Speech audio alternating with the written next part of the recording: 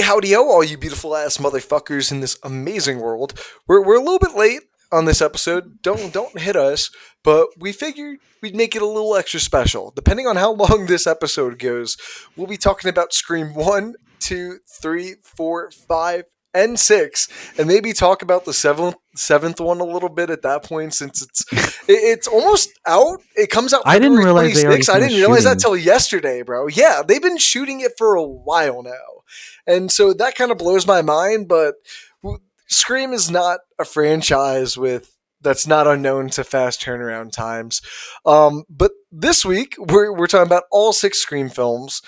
Due to the Halloween spirit and Scream 7 coming out in only just a few months on, I think I said before, February 26th, 2026.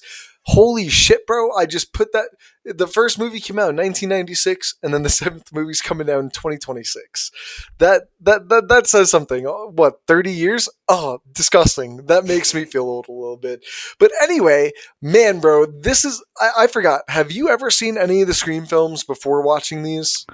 No, I'd only ever seen clips from the first one. I knew pretty much a lot about. This is one of those movies where, like, after a certain time, even if you've never seen them, you know sort of like the twists and stuff about it. So Yeah, I'm so glad too that we kind of agreed to do the first four, and then you're just like, let's just do the next two because I winded up watching them because well, I really like them all. Like, I think it's really funny that our last episode for Final Destination, I talked about how, like, oh yeah, I just ended up like marathoning all of them because I was really like invested, and that's kind of how I felt with this.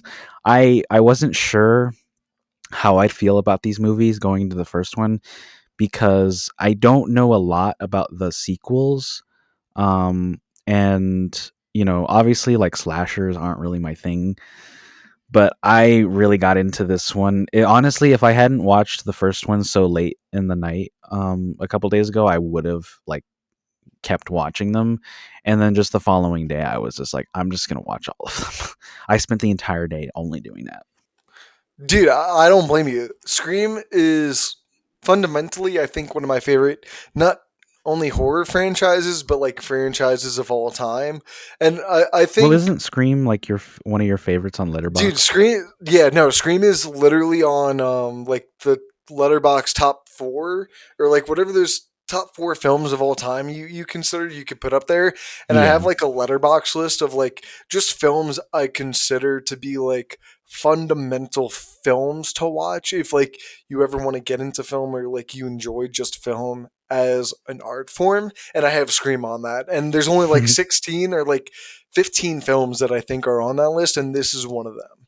I love this film so fucking much, and I think me and you are gonna kind of divert a little bit more towards the latter half of the franchise because I think I'm a little bit more hypercritical of them based off how much I really love just the first three runs of this franchise. The Mm. fourth one's a little interesting. I still like it a lot, but I think it's a weird in between like Wes Craven and like moving past Wes Craven, even though Wes Craven like wrote and directed it, if that makes sense. Yeah, I mean, I have thoughts about I have thoughts about all of them past the second one. Um, I don't want to get too much into it, but I think Scream 3 and Scream 4 are kind of in the same vein, I guess. I think Scream 4 I enjoyed like a little bit more than Scream 3, but it's I wouldn't necessarily fight anyone over which one they thought was better or worse.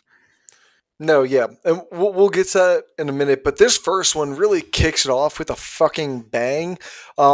Do you know the cultural relevant side of why Scream kind of became the big phenomenon that it was? Because I was saying this before. It released at the end near Christmas of 1996, December 20th, which is already pretty late for general films, especially ones that aren't like considered award films. I think it's a little bit more mainstream now to have Hollywood films release around Christmas time, but to have a slasher release around this time was kind of a ballsy take. And it tremendously made its money back off of a $15 million, 14 $15 million budget. It made $173 million back. But what was your kind of knowledge of this film and like the relevance behind it outside of like the clip shoot scene? I mean, obviously, I knew it was quite, a big, I guess, revitalization for the horror genre and like slashers in particular. I think a lot of that has to do with sort of the style and structure of it, because obviously a lot of it is very meta in terms of like how it, Approaches its yeah, narrative. yeah, how it approaches the tropes of the genre. Yeah, and outside of that, I don't know. Like this might not seem like a huge thing now, but I don't know if you knew this, but like back when when they were like promoting the film, this is where I think really good promotion can just help any film, and it clearly helped this. Drew Barrymore was all over the promotion of the movie. She was the front of the posters, like the main poster that you see now. Like I have it pulled up on Wikipedia. The one they have on Wikipedia is of Drew Barrymore. She was Mm, in all the trailers. You someone could correct me if I'm wrong on this, but I'm pretty sure they might have even filmed extra stuff to put in the trailers to lead people away from her being killed off in the very first few minutes of the movie, just mm, because in the culture it wasn't typical to kill off the super hot blonde that usually survives or has sex with the lead main guy of the film, which yet again also goes against that women at this time weren't like the typical heroes. They weren't the final girls, where Sydney Prescott, the one who develops into the final girl, actually fights back. And I think that's one of the reasons why I think outside of this movie, the franchise becomes pretty notorious and why, i.e., Neve Campbell is coming back for the seventh film, right? yeah, they finally decided to pay her. I mean, I don't know. I don't really like using the term "final girl" for these movies because I don't really think it. I mean, obviously they fit kind No, it of. goes against the trope of the final girl. That's why it Yeah, yeah, works. and yeah. I don't know. I think just right off the bat, like you were saying, this movie quickly establishes its tone and also kind of what you're in for, and not just like with the violence and stuff, but just sending you for a loop or whatever. Obviously, I knew that Drew Barrymore gets killed in like the first, 5 minutes or whatever. But just the way that it goes about it, I think is really like smart, because you really do think that like, oh, she's the face on the poster, she's starting off the movie, this is going to be what the movie is about. And I think I've never seen this movie and I don't remember what it's called, but there's another movie that came out in like the 2000s or whatever that kind of has a similar um concept, where there's a babysitter or whatever, like she's this young teenager or whatever, and she gets a call from Oh, some dude that's in the is it house or when a whatever. stranger calls? I don't think it's Is that that. Hold on, I'm trying to That's the remember. only one that like comes to my head because they made one in like the 70s or 80s, and then they did a Oh no, it is remake that of it. one, yeah. Okay, yeah, because then they did The a remake of it 2006 in the early remake. I didn't 2000s. realize it was a Yeah. remake. But anyways, and the thing that I like about this movie in particular is that it's not all like contained to like that one house. And obviously the point of it is to be like very jarring and like, oh, this she's not the main character, she just dies immediately. But I also really like that it's very in the vein of like Psycho. And I will say I do appreciate in this movie that it's we don't spend like 20 minutes with Drew Barrymore thinking she's going to be the the lead, and only for it to like just switch mid plot. So I do like that in this opening, it's very strong in that, like, you start with her, creepy shit's happening over the phone, and then she dies, and then that's the premise. It's like, oh, this person is stalking people on the phone, and then he kills them. Like, that's all you need to know. Well, Forget all this other shit. to kind of go off of that, like doing a little bit of more research on the film, like I never knew where Kevin Williamson, the writer, got the initial idea for the film. Mm, But looking into it, he apparently got the original idea from the Gainesville Killer. Um, in August 1990. In August 1990, a rolling murdered five students, one student from Santa Fe College and four from the University of Florida, during a burglary and robbery spree in Gainesville. He Mm. then mutilated his victims' bodies, decapitating one of them, and then he posed them sometimes using mirrors. Hence, a little nod towards like Drew Barrymore's death. He hangs her in the tree, right? Like, so I think, and this is only over the course of between August 24th and 27th, which it's small stuff like that where I think you can see the initial concept of what Williamson was getting at, but I think he really made that unique take on making it meta on what the horror franchise has done. And I think it's really just smart and creative how he took this real life story, but he didn't take a lot, but just took kind of the foundation of what the story was and really put his own twist on it that I don't think makes light of anything in this story, which I think we'll talk about a little bit with like the third one with like the way our society encapsulates like murders through television, movies, and media formats, because I Oh still yeah, think that idea is still relevant to today. So I think it's interesting that Kevin Williamson has that own self recollection of what he does with the first movie, yeah. right? Mm. Like that's a meta in and of itself that I think is really interesting. Yeah, I don't know too much about the development of this project in particular.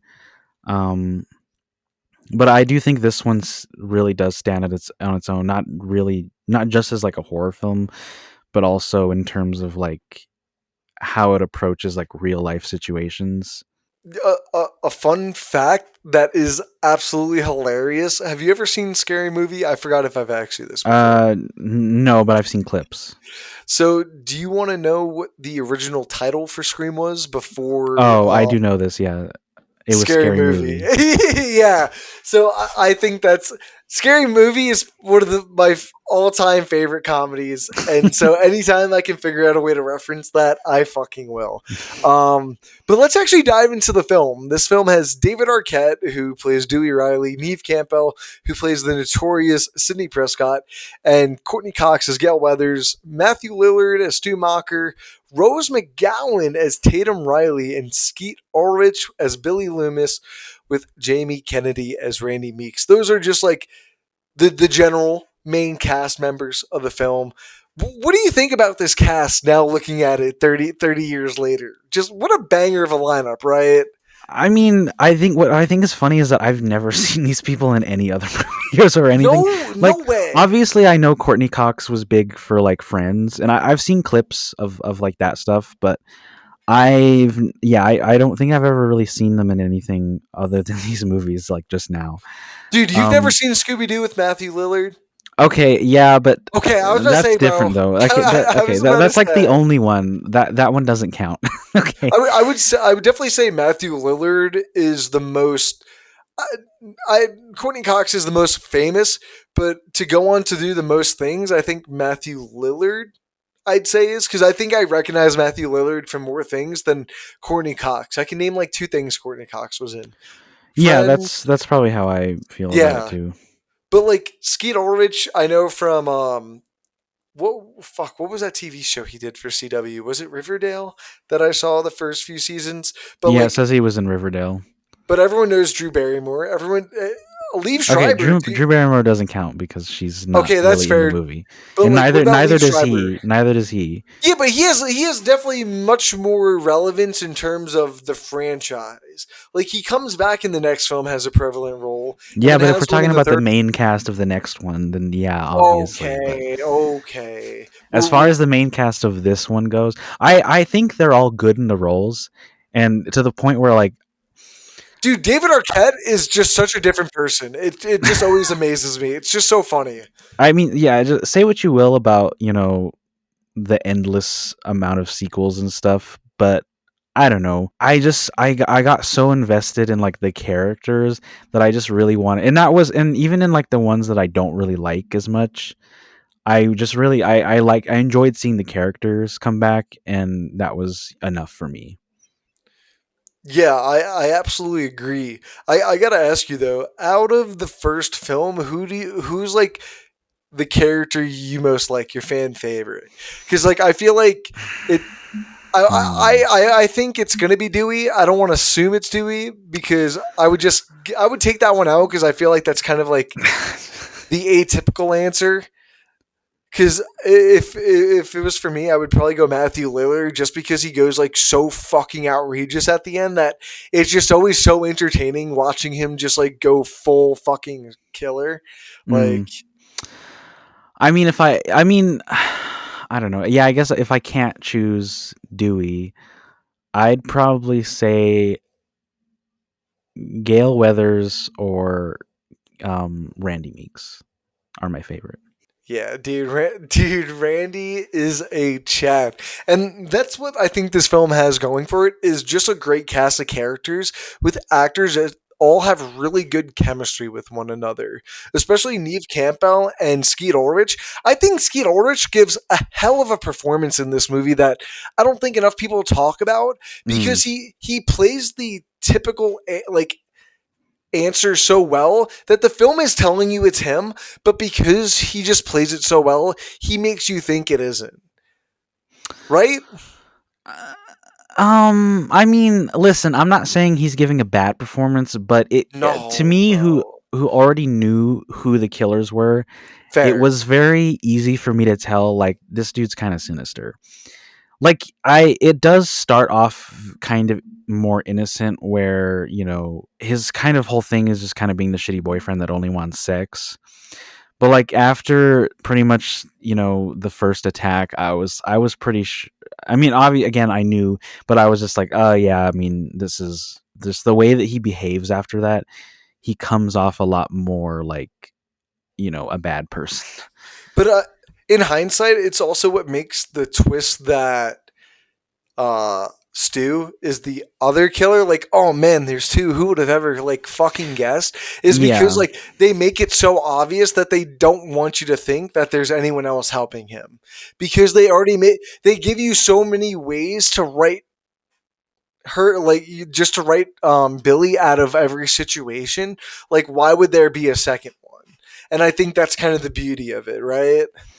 Yeah, I do like the way that this film, and all of them I think do a good job with like the red herrings. And I know normally when you talk about a red herring in a movie, you're complaining about it because most films and television shows don't do it very well. But I think these ones are really good at it, and it does do a really good job of like keeping you guessing. And I can imagine people like watching this for the In the first theater, time bro, like and I just would have being loved like, it. "Oh my god, it's the boyfriend. He had a phone," and then they're just like, "Oh yeah, it didn't. He wasn't involved." And then you're just like, "Oh my god, it's there's now they're saying it might be the dad." And then I did appreciate that when the climax starts, they pretend to kill um, Billy off. I was like, oh my god! I was like, I know it's him, but I was like, damn! Imagine watching this and just being like, oh fuck, it wasn't him, fuck! Like not because then it just gets your heart racing because you're like, oh, I don't know who it is, and like if it's not Billy, then what the fuck is going on? And then the reveal later is it packs so much of a harder punch because you're just like, oh fuck, it was him. They pulled the rug out from under me. What makes it better too is because you're already under this pre-notion that this whoever the killer is fucking psychotic, but Hmm. once they reveal themselves, it's like they're revealing an even more sinister side of themselves that the both of them become almost unrecognizable. And to go back to how the script is turned into like this super meta commentary on the tropes of horror, I find it really interesting that everyone in the film is just obsessed with filmmaking and horror, that it's essentially the reasoning. We're going to talk about Sydney's mom, Maureen, and all of that in a Oh. minute, but just like the whole concept of how Billy felt like he couldn't kill Sydney until he took her virginity because like that's what needed to happen because real life is a movie in their eyes. And like Yeah. that's like a whole nother thing that comes back up later in other films. But like back in the day, you're just like, wow, this is just fucking crazy. And then they just start stabbing each other. And Sydney's just standing there watching them instead. And you're just like, dude, what the fuck is going on? And it makes for such a great climax because going back off what you said and how they pull the rug from under, how it makes the film makes us believe that Billy's dying when he isn't. Then Stu reveals himself, and it's a really good reveal. Like, "Hi, Sydney." He comes around from the corner with the voice changer, and it's just like, "Oh, dude, he's totally taking the fucking red pill." Oh my god, it just all works so well, and it just all comes together in like I think the best way it possibly could. That makes I think all of the slower moments potentially in the middle work better because it all has really good payoff. Yeah, it does. I will say, still in the vein of like Matthew Lillard and Skeet Ulrich's performances, I do think this is the only movie that effectively keeps the personalities more consistent. I think Scream 2 does a decent job in terms of his mother. Um, but I Mickey, it was a little weird for me, and the rest of them, like as soon as the reveal happens, there's like such a like dramatic change in personality that can kind of come off as a little goofy, especially in the last one. But we'll talk about that. But I do think this one, because like even when you're like rewatching the stuff, like from before the reveal, you can still tell that like that's just kind of who they are. It's just not as apparent. Like obviously they're kind of going a little off the rails because everything's out in the open, but I never felt like it was too dramatic of a change in how the characters were being portrayed, if that makes sense. No, yeah, I agree, 100%. So that's like sort of my problem with like the main three, like Dewey, Sydney, and Gale. After the franchise like isn't made by Wes, I think I Mm, have more of that problem with them. Like, I'm only gonna say this now. I'll dig deeper when we get to it because that's many more films. But oh my god, do I hate the way they portrayed Dewey in the sixth film, or no, the way they the portrayed Dewey in the fifth. fifth film, and then fucking Gale in the fifth and sixth film. It absolutely just makes me want to just like bash my head into a wall. But that I'll save that for later time. Um, but man, the one character I just feel the fucking most terrible for, the one we never see, we never hear talk, or doesn't even have an actor that physically is ever on set, except for the third film, and that's Maureen Prescott. What Oh. what what an absolutely sad character for all the wrong reasons. And not you just this know, film. It goes for every film that continues this. I It's just a just continued bashing of Maureen Prescott. And I I think just it's so always feel funny awful. because obviously the second one doesn't really have anything to do with her other than her supposed killer in Cotton is a big part of that movie. But I just think it's funny that I never really gave it much of a second thought until the third one, where they just like lean so heavily into like the They had slut no clue shaming. what to do, bro. They had Because no clue what to in the do. first one you can kind of get away with like, oh, this is just what everyone thought about her. I mean, obviously she was having an affair with Billy's dad, but if it's only like or like one or two confirmed affairs, I feel like that's not that big of a deal. But then it just like the third one, they're just like, nah, she was a fucking slut. She She was was just trying sleeping to with pour, bro. every single man she could find, and I'm like, Jesus fucking Christ, man, like what the fuck. And it gets worse because then the backstory in Scream 3 that like she was taken advantage of while she was on a Yeah. movie set. And obviously at the time that didn't have as much relevancy as it does now. and it kind of makes you just feel really sad that this, her mother couldn't really deal with the trauma of all that, and then she slept with the wrong dude, and then she just got fucking murdered. Well, But it bro, is it really just funny how that's just like the kicking off point of this entire franchise. Is just that her mom, was getting just being busy a with massive horror, and it wasn't just in Woodsboro. She went all the way to Hollywood too. Bro, that's the part that blows my mind is they had her travel all the way to Hollywood to be an even bigger slut. That's the part I can't get over. We'll talk about it more in the third film, but like the third film and then just really makes the first one seem a lot worse in hindsight when you it think does about all of the character dynamics. I that. I I mean, hate to laugh yeah, at it too, but it's just like so unfortunate, but at the same time, just kind of wildly crazy that this is the driving force of the narrative to yeah. like get us to where whatever happens with Scream 7, right? Like, Oh yeah, yeah. I don't know. I will say that after the third one, I'm glad they stopped bringing it up as much. Um, and I'm really hoping that with the focus being more on Sydney again in the seventh, I'm really hoping that they don't bring it up again, because well, at that what, point you're just beating a dead horse with a stick. Like, well, what I'm kind of hoping for, not to like jump the gun, but like, I'm kind of hoping that they actually look at that. One thing is Kevin Williamson has returned to write and direct. I'm pretty sure, if yeah, not just direct. Um, but I'm hoping like he looked back at what these first three films did in terms of the story for Marine and works it into the seventh film with Sydney kind of now being at the age her mom was mm, when like all of that was happening in her life.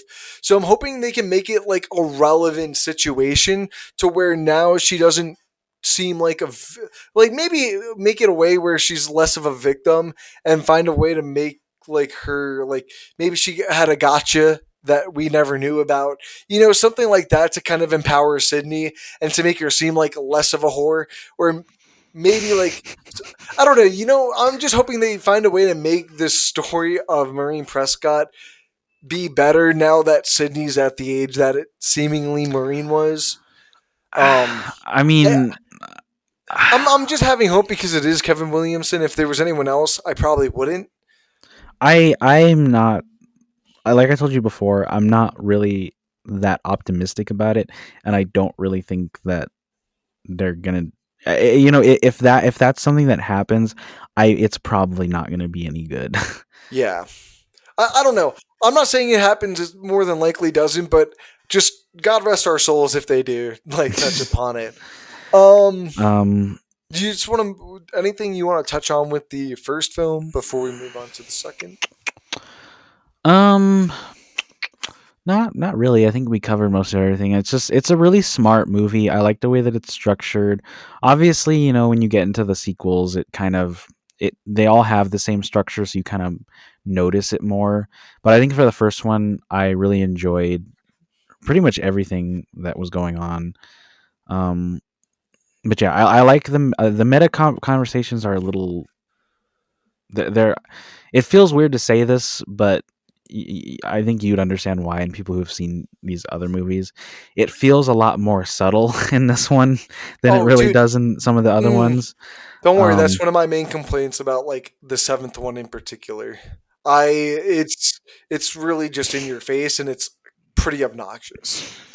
but yeah, I like the cast of characters. I was genuinely upset when people got killed, which is something that I can't say about a lot of other slasher films and some of the ones in this franchise. Not all of them, most of them do a good job.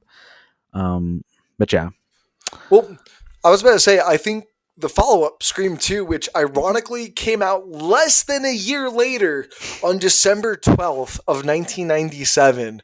I think this film does a great job at kind of it just essentially does the same thing, just like just kind of as good. Yeah. That's my thing with the Scream 2 is it doesn't do anything different, but you can't expect it to because of the fast turnaround time. But at the same time, because of how fast the turnaround time is, it's really impressive how good this film is at the same time, from directing to acting to even, I'll even say the story, even though it's pretty like cut and dry.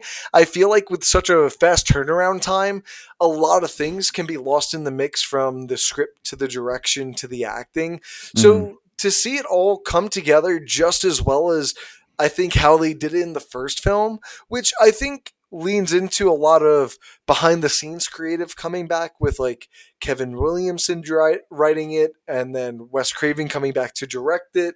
You have a lot of the same people coming back, along with, I would say, about half of the same cast from the first film, with David Arquette, Neve Campbell, Courtney Cox, Jamie Kennedy, and then Liev Schreiber, who you just made fun of me for, actually has a role in this film.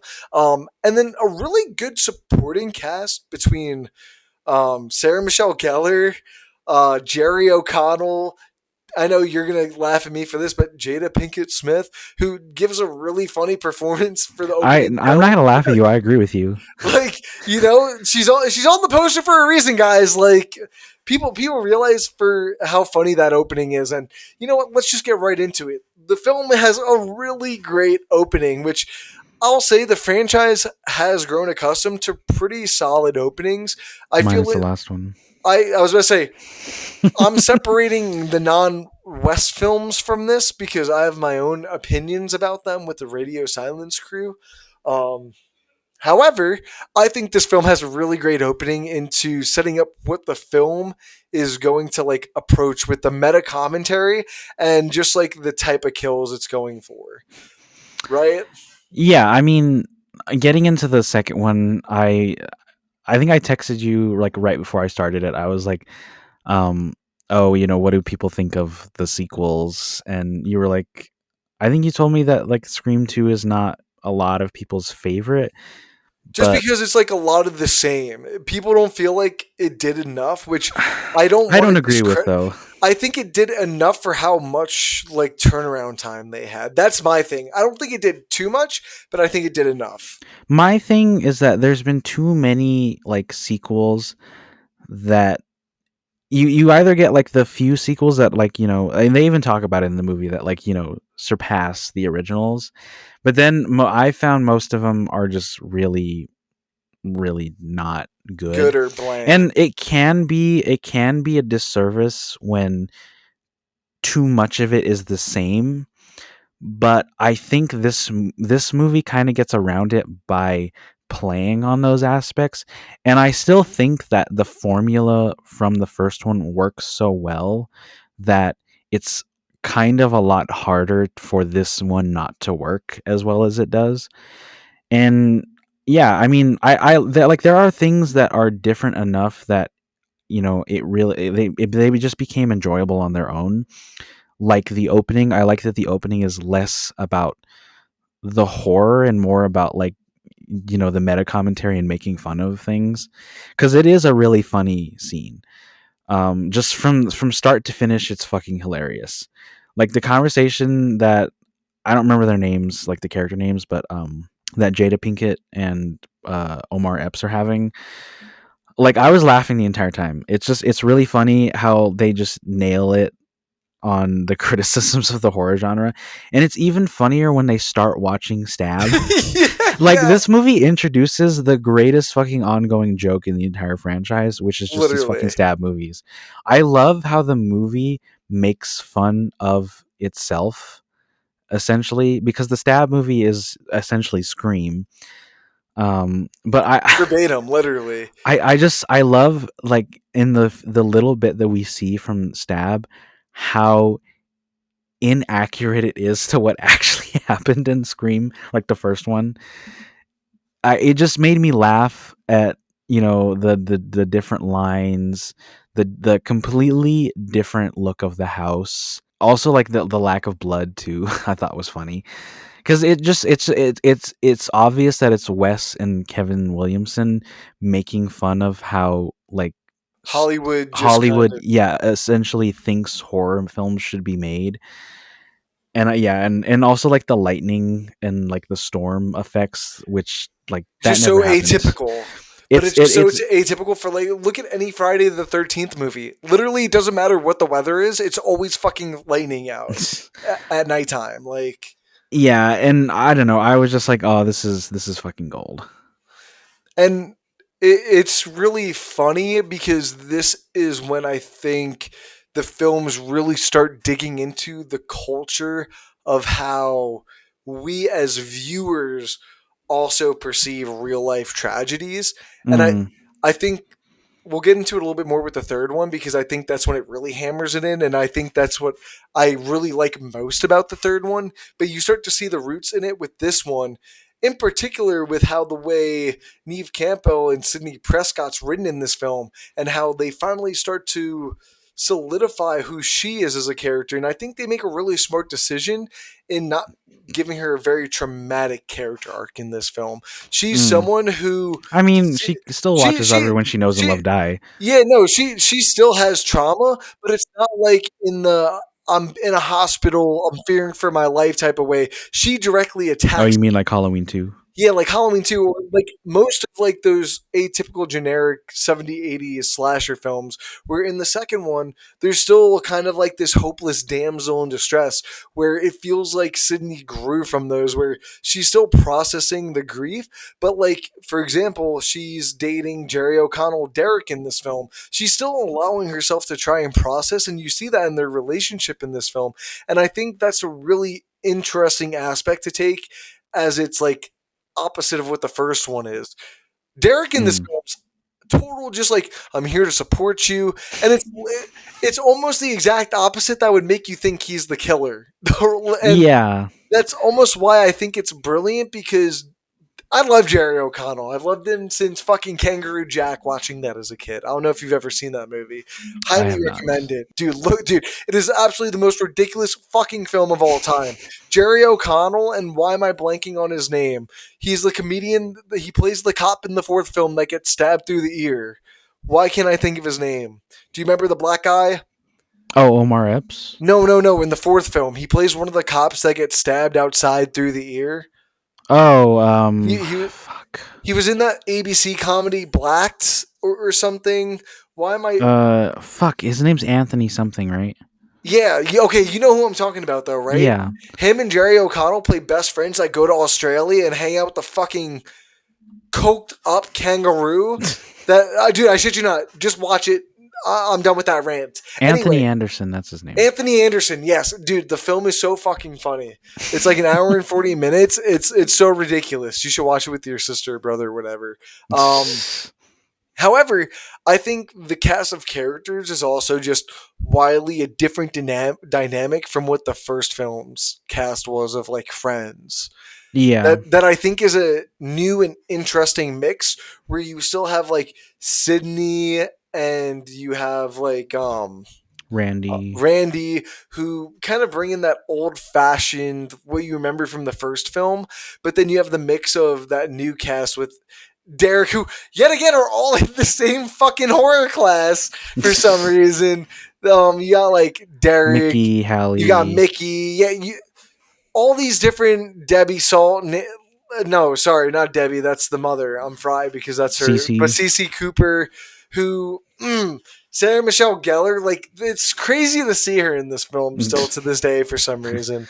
Um, no, yeah, actually, I think Khan's addition into this film is one of my like I would say underrated aspects of the film, just because I think I like Liev Schreiber a little too much as an actor. I think he's really good, and for as much as he's in this, I think they teased up his character really well in the first film.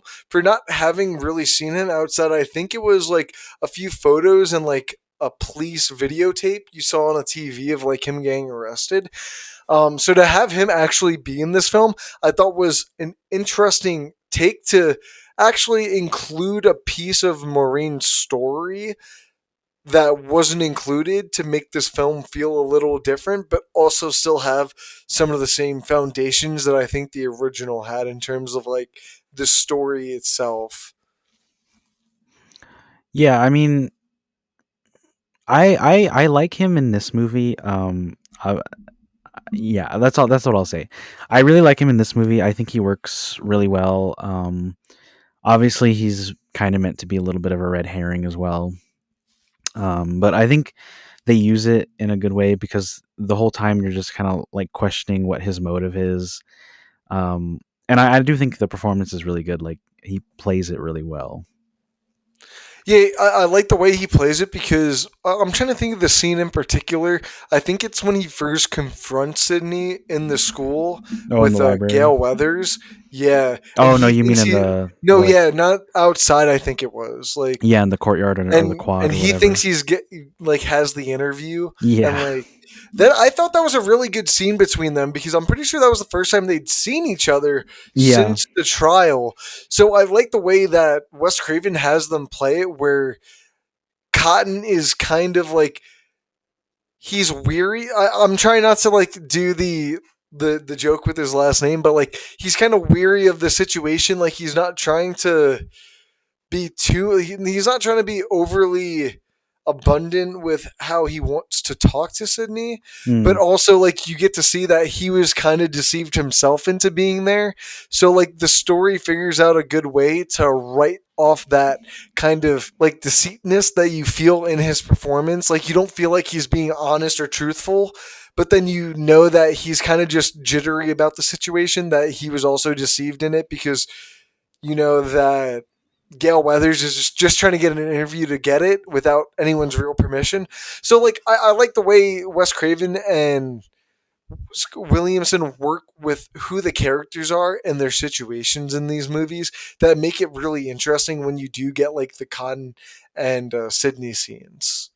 yeah, and obviously, like his story comes full circle at the end when he helps her in killing. What's her name? The real character name? Nancy Loomis, Nancy Loomis. Yeah. not Debbie Salt, because I always mix that up. I I always think say Debbie no this is matter. something that I forgot to mention when we were talking about the first one, but it is kind of funny that the last name is Loomis. Oh no, Um, they're all if there's a name that sounds like someone from like a horror franchise, there's a reason. Like he yeah, did that intentionally. but I liked that. I was like, oh, that's kind of cool. Um I guess you mentioned it before when we were talking about the first one. How do you feel about the killers in this? Because I know you weren't that Oh high on Mickey, no, but I don't hate Mickey as the reveal.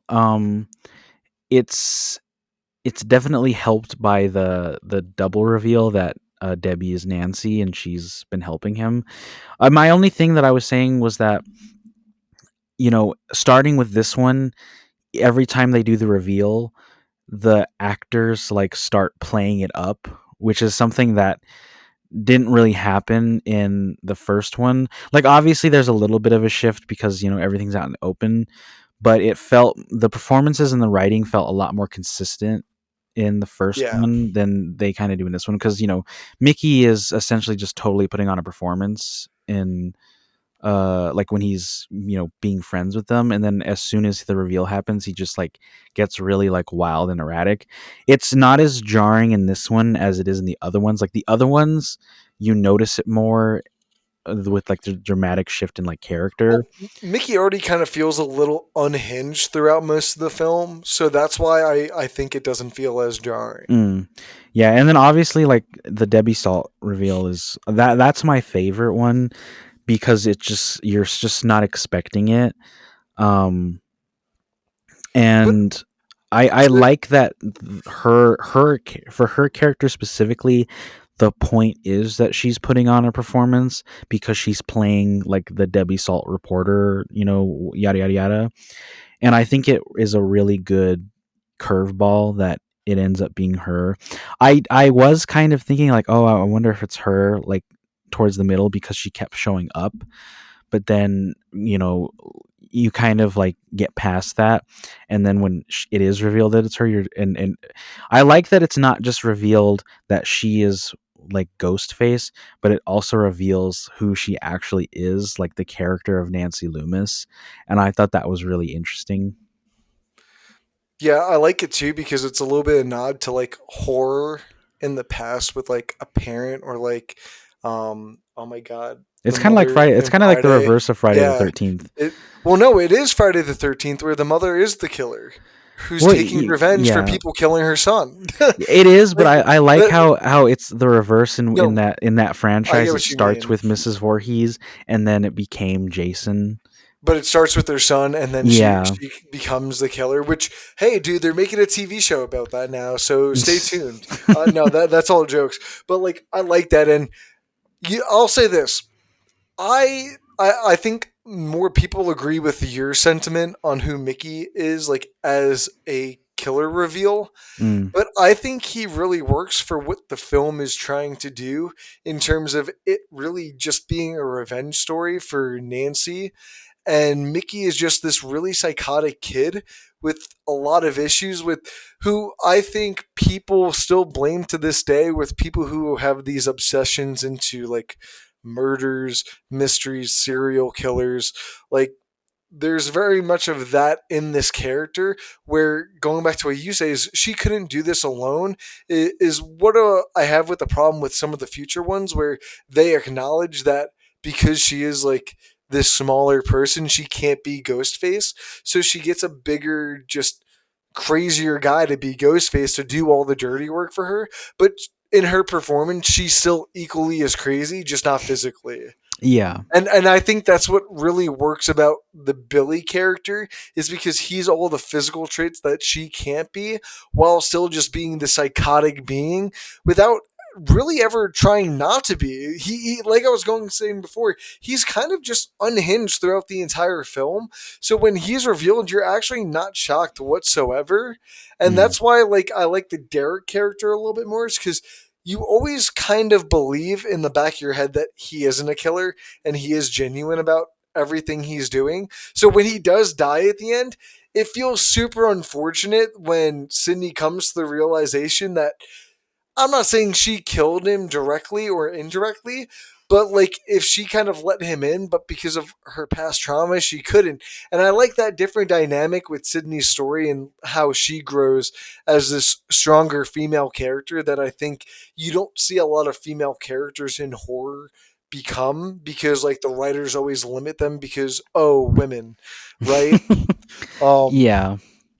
so that's why I think inherently this second film just kind of works in and of itself, and like it's not as good as the first because the first was the first. Did I just say the worst is the first? Am I The fried? first is the first. Yeah, the first is the first. Sorry, I just tongue tied my own self. Um, but yeah, the first is the first, and they did it like the best it could. I think. I Mm, don't think they could have ever like passed that, but I don't think the film thought it needed to, and I think that's why it works so well. yeah. It just takes what it does from the first one so well and just kind of rearranges it a little bit. Yeah. Yeah. So, and any last thoughts before we move on to the third one? Which honestly, this is outside of the past Wes Craven era films. This is the one I've been most excited to talk to you about. I just want to preface this that I do have thoughts about this movie, but before we get into that, real quick I wanted to because the reason I want to talk about it now is because I think this is like the only one that I think does it any justice. Because the rest of them are kind of shit at their relationship, but I do like the relationship between Dewey and Gail. I think that like It's super cute in the film. it is. I like how they're like it's kind of the same thing with Cotton in the first one. There's like hints of it in the first one. Obviously they do kiss, but I like how this one continues it. And I do like the setup of their relationship in this movie. In that, they kind of had a little bit of a falling out after the book got published.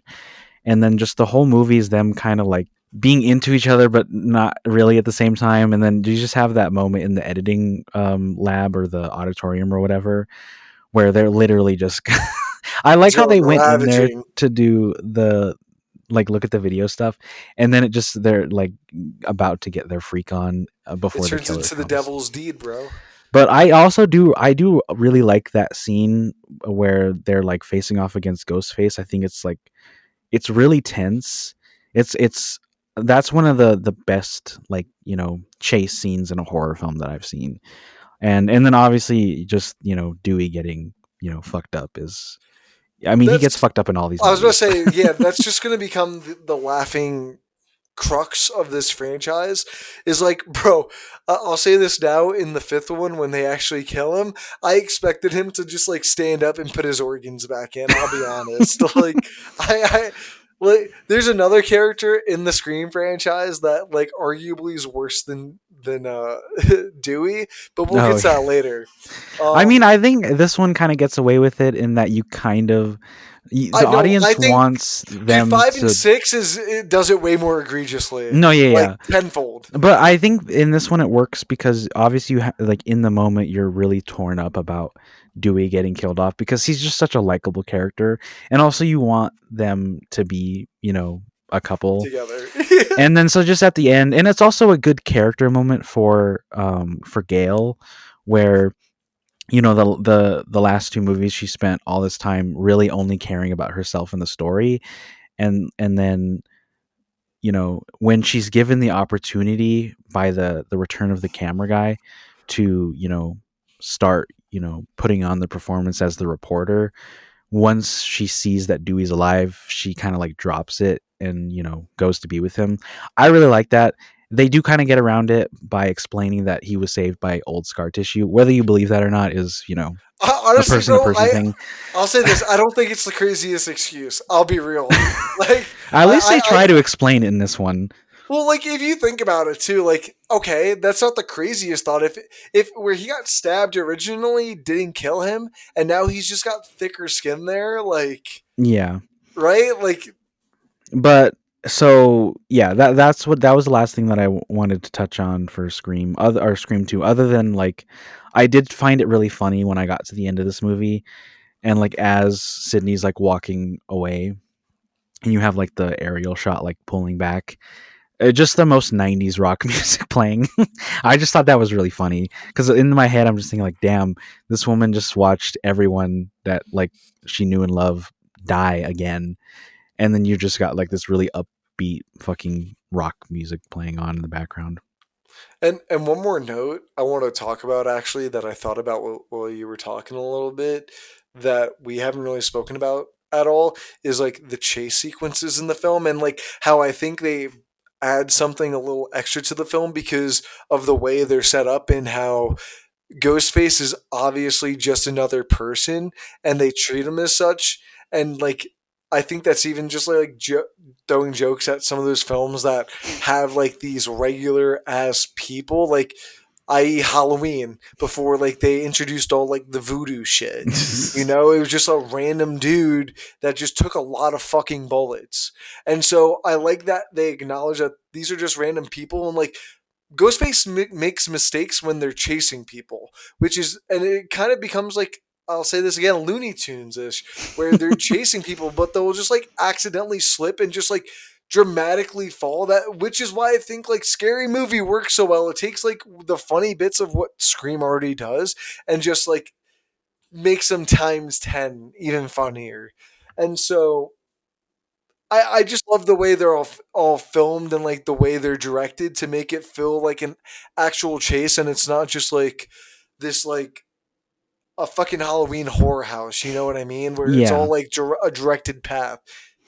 Well, I mean, even like the scene in the car when they're trying to get out of that Dude, police so car, good. dude, like fuck, man, that was crazy. I really liked that scene because the whole time you're just like, oh my god, these two are fucking gonna just die. Like, Like there's no Tatum way they get past him without waking him up or her, I think whoever it that's why was. like Tatum's death works too in the first one. Oh Is like she's yeah. a bit stupid for trying to get through like the dog hole, yeah. But like just the way the scene plays out and how Ghostface is standing there and she thinks it's Stu, which honestly it is. It is Stu. She's probably not wrong in the moment fucking with her, which he's not fucking with her. He really wants to kill her probably. Like and so it's like they're fucking with them, but like she hit like they I like how even outside of people like Sydney, they can still get the upper hand on Ghostface and still make it seem like they can get out. I do really like that scene. Yeah, it is stupid that she tries to get out through um the dog cutout or whatever, which I think is funny because I never see a dog in that entire movie, so I don't know why that's Yeah, there. yeah, And or any also, type of animal. I don't understand why it's on the garage door either. Like, and not like it's not like a door. It's like the rolling garage door. I've never seen that in a house, but maybe that was a '90s thing. Um, but yeah, I it is. But I that scene. Obviously, you don't want her to die because she's Sydney's friend. But I that scene is also kind of funny, but just how the way that it starts, and I just Oh love no, both the Mr. performances. Ghostface. Yeah, and the way that it's directed, like she's making fun of horror movies. And the whole outfit, the whole Yeah. scenario, like, Oh, oh. that was so. You mentioned the outfit. I thought it was so funny to me that the entire time that we see her at that party, like you never notice it, and as soon as she walks into the garage, like you can clearly tell she's not wearing a bra. And I Yeah, was just like, "What the yeah, fuck?" yeah, dude, I the was like, nips are full blown in that. You're just like, dude, when did I that was just like, happen? "What the fucking? What was the point of that?" But yeah, it was really funny. Um, and I like the way that it's shot too. There's a lot of Dutch angles in the first one that I really liked the way they used them. Yeah, between that and the lighting during those Dutch shots too were Yeah. really unique. And I just want to just point out how fucking influential Ghostface is as a character. I was one of those kids during Halloween that would wear it with the pumping heart Oh that yeah, would my push brother had like one of those. blood into the face. Yeah, I would, dude. When you say atypical, that was me. Don't call it a comeback. That's all I'll say, baby. I Um, think it's funny that like after this movie, like the ghost face like image just took on a completely new like like it became like a brand because I don't know if you noticed, but they show the original costume that you could buy, um, and it's actually called Father Death. But then is everyone it just started really? calling it Ghostface after these movies came out. Like I don't think people like associate like I think they only associate that image with these movies, which I just No, think they is do. funny. Yeah. Like I bet you after that these movies came out, like the company that made those costumes were really happy because Dude, that they profited like a motherfucker off of those, yeah. I bet. But anyways, so I guess we should talk about Scream 3 now. Oh, yes, baby. Let's. I know that you have a soft spot for this movie. Soft spot's like not even a word. Like, I will defend I'm about to defend the fuck out of this film. And I I really think this hope. is the worst one. I'm sorry. No, that's perfectly fine. I don't even. I know we're gonna do rankings at the end, but I'll just spoil it now, dude. This is gonna make you tweak because All I right, put is it at this your number two. oh my It's number god, two, dude. bro. Dude, it's number two. This is if I I'm had not it, saying this is it's my like guilty pleasure film. I'm listen, I fully buy into the self awareness in it being a final act third film in a that's not the third stuff that film bugs me. universe. What? Okay, let's start with what bugs you about it. Okay, so first I just want to say that I'm not saying that I hate this movie. Just in if you look at the other ones, it's a little less enjoyable. And I know you hate the sixth one the most, but I would say they're kind of on the same level. Although I That still put this one I wouldn't last. disagree. I just think this film has a way better time with itself than number six does. That's Six true. just takes itself way too seriously for how fucking stupid it is. I just think this film realizes how fucking stupid it is and just fully dives into it because of like all the constraints it had. Mm. Yeah, I think yeah, it's definitely important to mention some of the real life circumstances that affected the production of this movie. So the biggest one being the Columbine high school shooting. So that happened like A I few think during months. Yeah, pre-production of no, this it movie. was like during the first few weeks of production. Yeah, and so like the studio freaked out because there was a lot of conversation about violence in media, and they were really afraid of showing anything too violent, and you can still tell in while you're watching the movie, like a lot of the deaths are kind of like out of frame. Like you never see anyone really get stabbed. There's a little bit of blood, but not a lot. And most of the time, if there's a lot of blood, it's after the kill has already happened, and it's just like pools of blood or whatever. Um, and yeah, and like they dramatically changed a lot because originally it was supposed to still be set in Woodsboro, and then they moved it to Hollywood. It was still going to revolve around the shooting of Stab 3, but they moved it to Hollywood because they didn't like the idea of focusing on a small town where a bunch of people get murdered. Um, and it's just to the detriment of this movie that it feels like the movie that Scream 2 was making fun of, where there's like no blood, fucking like all of the characters are kind of like one note and whatever. So that, but that's whatever. I get it. Real world instances where the studio got afraid or whatever. It could be worse, but it could also be better. Um, my main problem is just how uneven and jarring the story is. Like it's So fucking crazy, all over bro. the place. As soon as I started this movie, I texted you like 15-20 minutes in, and I was like, bruh, is Sydney gonna be in her fucking house the entire time? And then I looked it up, and she shot for like maybe 20 days Yeah. because there were scheduling conflicts. um and so they had to like rush a lot of the shooting of her stuff, on top of the fact that the film was being rewritten as it was being On shot, like on the day. which is something we're going to talk about in the next one too. But this one you can really tell because there's things that are happening that you're like, oh, I think that's important, and then later it's like not important anymore. Like the previous movies, when it wants you to focus on something, it wants you to focus on something for a reason, and in this one it just doesn't. The main like example that I could use is the cop character, specifically Patrick Dempsey. And it's so obvious that they initially intended um, one of them to be the other Ghostface, and that was another thing that the Well, Columbine shooting affected. yeah, That's the reason why this is the only fucking ghost or individual Ghostface in any of these movies. because the cop was supposed to be the other ghost face, Yeah. and they didn't want the cop being the ghost face. Dude, I just think it's really insane just seeing how a real life can take such influence on projects of like even stuff that have a pretty reputable brand. Like I think that even if they still went forth with whatever their original idea was, I don't think the there'd be as much of a harsh criticism slash throwback as I think they might have expected. But also, it was 1999 and the world was a much different place. And I will say this, that everything that you acknowledge that's wrong with it is exactly why I love it. Dude, I'm not even done. Like, Dude, I don't. We haven't even talked about. You were mentioning how why there's only one killer.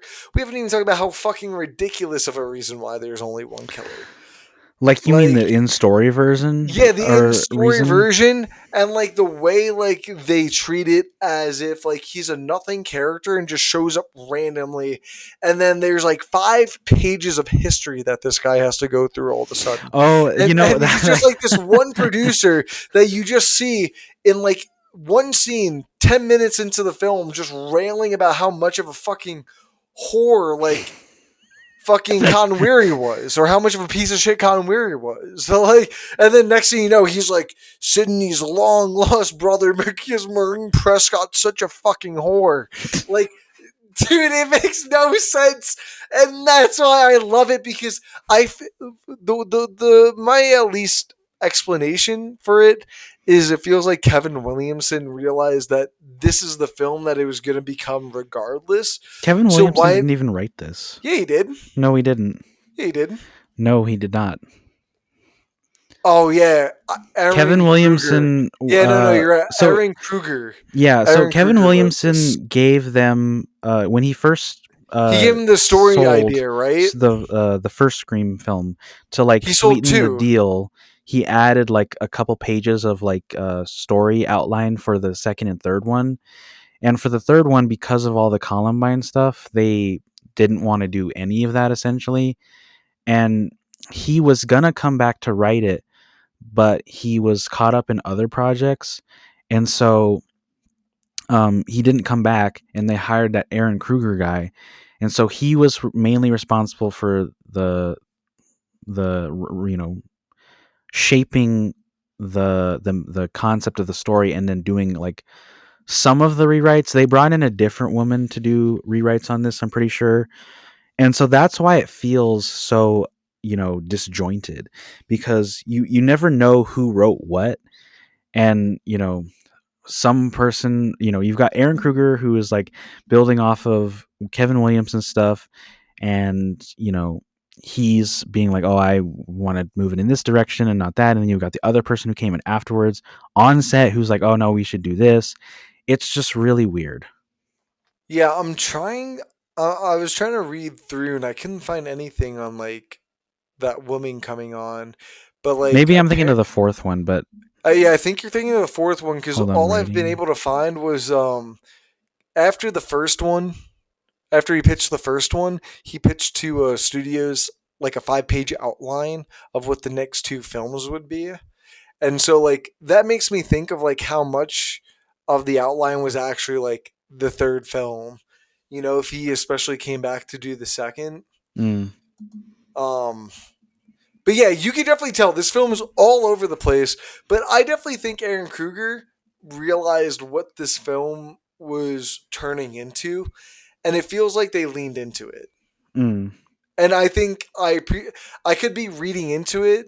That could be fully me, and maybe it makes the film that much better if I wanted to believe that. You know what it does? Maybe I'm giving Aaron Kruger too much credit, but I just like that the first two films make so much of a joke of what this film is supposed to be for the third film to become that and to turn out to be so ridiculous is just so un-Hollywood. I feel like it's such a regression in a way that I don't think many people expect. That kind of makes it enjoyable when, like you were talking about before, like they get away from the blood, like they cut away from all that. Like, dude, why am I watching some random fucking Hollywood actor in the Hollywood Hills?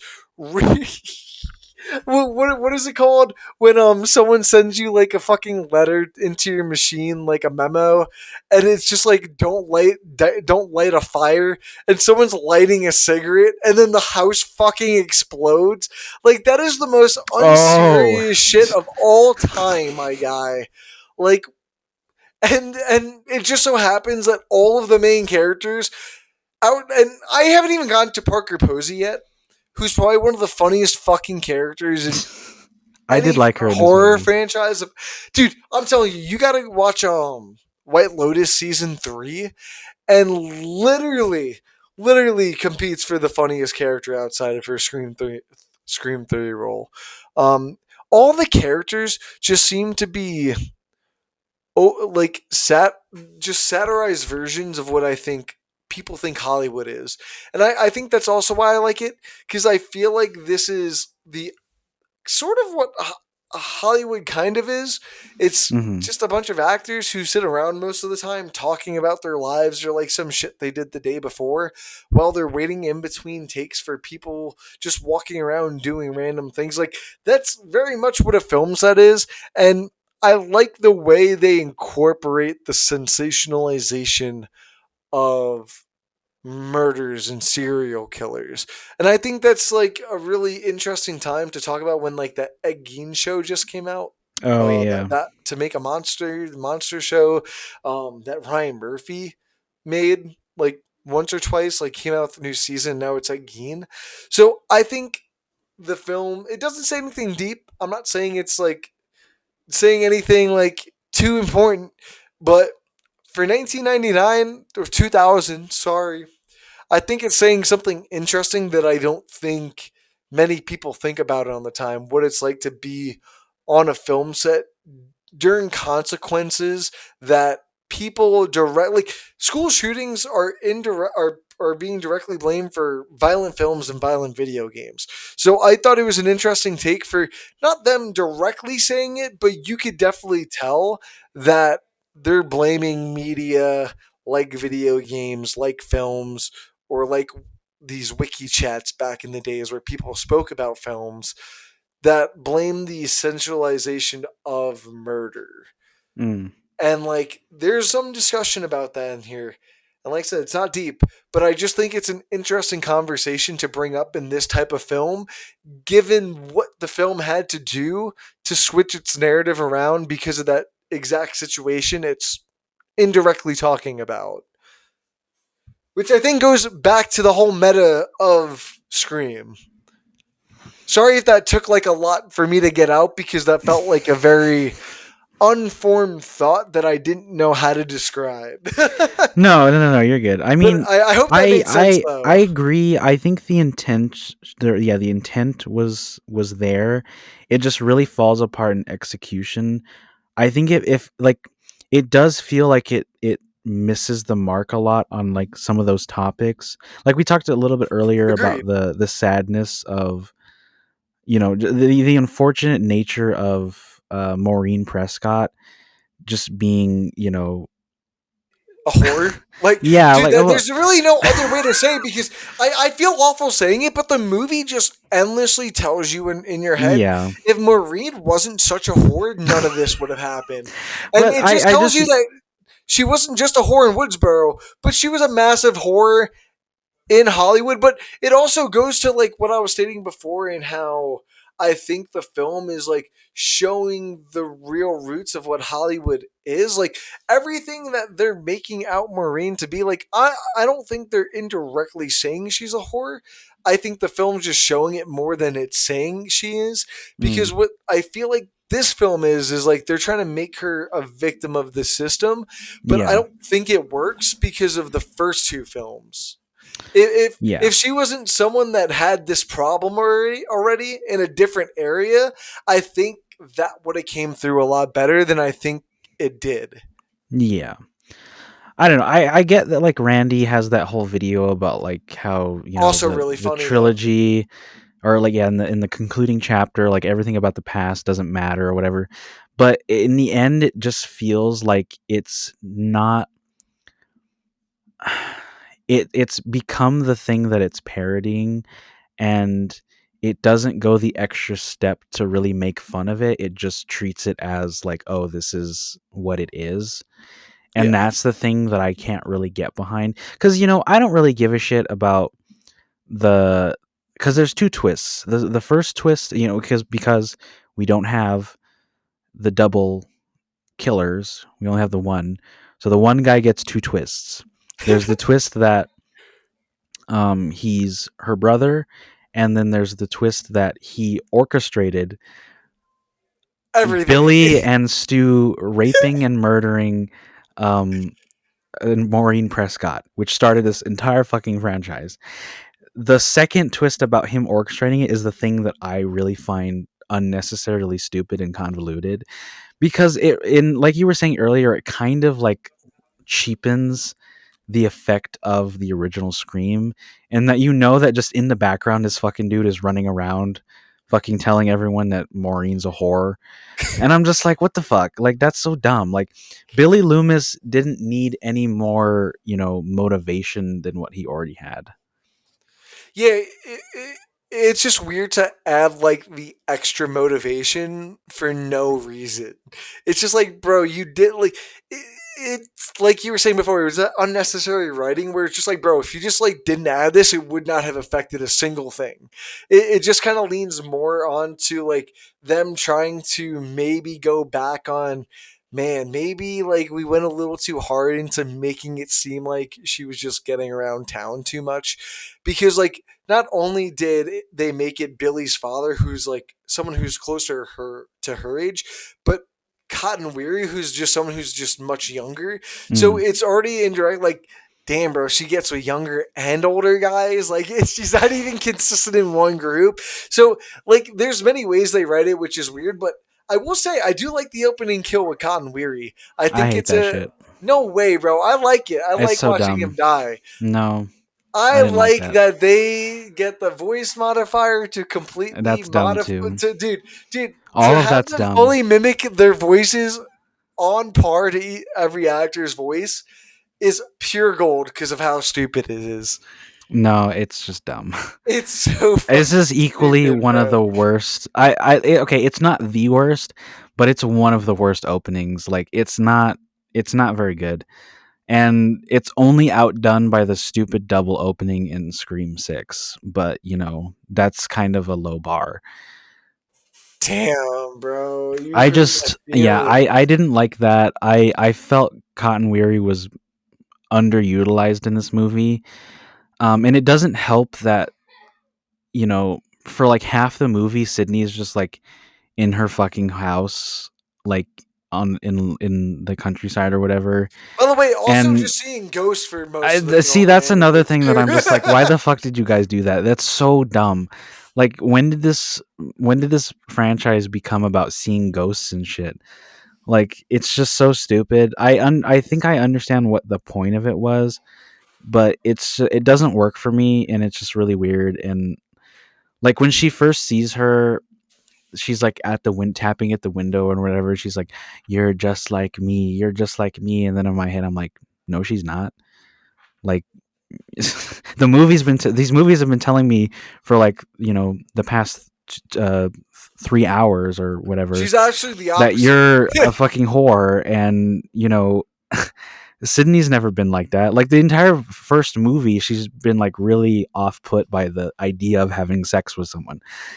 And I'm just like, I don't know. I don't understand any of that. I think that's the stuff where you can really tell that they didn't really know what to do with Sydney because they didn't have her, like the actress, available for a lot of it. And they couldn't have her involved in a lot of the setup stuff that Dewey and Gail are going through, and we'll get to their stuff, but it's just really boring and uninteresting when Sydney's just by herself and nothing is going on. And yeah, I didn't enjoy it. The only thing that like really makes me like stumped about the opening is like why they made it Cotton Weary. Like why even really include him in the film though? If you're just Just to gonna kill kill him. him, because my main thing is they're coming after him because they think he knows where Sydney is. Yeah. But what in my head, Why though? why would you not go to Dewey or Gail first when you know they actually have a relationship to her? On top of why would Cotton of all people know? And two, why would you guys not try to like create some stakes by trying to kill Gail or Dewey in the beginning? Like Yeah. were they just too scared? I don't know. Yeah, I don't know. Your guess is as good as mine. Either way, it sucks. And That's yeah. why that's why this one's very much the guilty pleasure film for me because I'm totally in agreement with everything you say. I I agree in the same sentiment that I think this and six have the same issues. I just this is just way funnier. The characters are just way more over the top. The violence really isn't that much of a thing for me just because I think Ghostface inherently is already just a cool horror villain. The idea of like just seeing blood and like someone getting chopped up, is it like in the sixth film, like when they see the kid's body all chopped up, like that's awesome and shit, but like that's not what makes Ghostface scary to me. It's just this person or persons, it could be anyone running around in a mask just like Michael Myers that you could buy off a store. Mm. um I just have a way to have fun with this. It's ridiculous. It makes no sense, and the film realizes that. And I enjoy it because it's the most different out of the six films, That's and true. I think it's a fresh breath of air for me at least. Because I definitely think 5 and 6 try to get way too serious in their narratives, especially with like the whole Sam character. We'll get into that later. Um, but like I even the fourth one gets a little bit serious too, in a yeah. way that I'm like, it's good, but like I like it when it's in the tone of the first three films, Mm. or the first two, I should say. Yeah, I will say, as much as I've been bashing on this movie, I still had a decent enough time watching it. Once Sydney gets involved in the Hollywood stuff, it picks up. I like seeing the trio back together. I don't like that this movie retreads exactly what Scream 2 did with Gail and Dewey. And that's kind of a thing that this franchise has never been good at, is like continuing their relationship story. They could never figure out a um way to like let them be happy for more than like two scenes. yeah, but it's whatever. They get together at the end. Yeah. And I do like, though, I do like thinking back to when this movie came out. If you were going into this thinking, oh, this is going to be the last one, I like the ending. I like that, Sydney kind of comes out of her shell a little bit, and she's open to new things going forward. Like, she's kind of worked through the trauma of her past a little bit. Um, Completely thrown out in the sequels, but whatever. And I do I, like the I ending shot. prefer I that like though. that in the first two movies, it always ended with like a flash of like Ghostface on the screen or whatever, and then this one doesn't have that. It just ends on like the door opening, and I thought that was really nice. It is a little pretentious, but whatever. I don't like that Patrick Dempsey is. Doesn't she marry him like canonically? Well, so that's what I'm really confused about with the seventh one and them casting Joel McHale as her husband, because I'm pretty sure they haven't said who he is outside of her husband, which really confuses me because Well, it's what isn't you're his name saying. Mark Kincaid like, That's yeah. because in the sixth one, or not the sixth, in the fifth one, when Dewey She says calls Mark. her, She he says Mark. asks her like, "Oh, how's Mark and the kids or whatever." Yeah, that's what I'm saying, and So so that's what's really but then he's confusing. not in the fourth one, which is just really weird, and it doesn't like acknowledge that she's married or anything. No, it's just I so don't know. It's just weird. really weird. I don't like his character because he's just underwritten. Like, he Oh, dude, come on! Just because it's just Patrick Dempsey, you just gotta like it because he's in it, bro. What the fuck, No, I don't like it because you can clearly tell they didn't know what to do with his character. Doctor He Hottie, bro? wasn't What? originally in the ending of this movie. Well, yeah, because he was a Ghostface killer, so presumably he died, right? Well, yeah, because at the end when like he comes around the corner, he's like, "Oh, we're gonna watch a movie." He's wearing a cast. They shot like three different versions of that ending. One where he was in the cast, one where he had his like regular appearance, and one where he wasn't in the scene because they did not fucking know what they were doing with his character. They had to go back and reshoot the final fight because he disappeared from the movie. And they were like, "Oh," like when they were They editing, just they were like, "What forgot. happened to his character?" And no one knew. So they had to go back and like add shit. And it's really obvious that he was supposed to be the killer because in that scene where he like comes out in the house or Oh whatever, my god, dude, and it's he so like has like a painfully weird like obvious. smirk on his face or whatever, it's just so awkward and weird. It's And I like was they just cut. like, what? It's like they cut right before he revealed himself too. Yeah. That's the I funny think that's part. exactly what fucking happened. That's a funny part because they always do the smirk right as they're about to do something, and Yeah, so it's it just makes it funny. but anyways, so yeah, those are my thoughts on Scream 3. It's all right. All right, all right, all right. So Scream 4, shall it be? Yeah. What This one is slightly better than the third one. this Scream 4 has always like. I think I had it. I have to look at the ranks again, but I think I have this like right in the middle. That's kind of where I have it. Like I like. There's things I like, but the film just doesn't do a lot. It Yeah. just does a lot of just the same, Yeah. and just takes out all the marine stuff. That's really it. Like I really like the cast outside of like the typical people like Emma Roberts, Hayden Panettiere, one of my childhood crushes, Heroes. If you guys haven't watched the Okay, show, I'm sorry, but you've got a thing for blondes, dude. That's like the no, I fourth don't, bro. actress I that do you not. have mentioned you had a thing for in like the I past few don't. months and has been blonde. I have I told not you, heard you mention a single person who wasn't blonde. bro. Another one's coming up. Allison Brie. Bro, Okay. literally in Community, I feel like you're loved making that her. shit up now. No, dude, have you, bro? I You love can't Allison deny the Brie. allegations, bro. There's no allegations if I also love Allison Brie.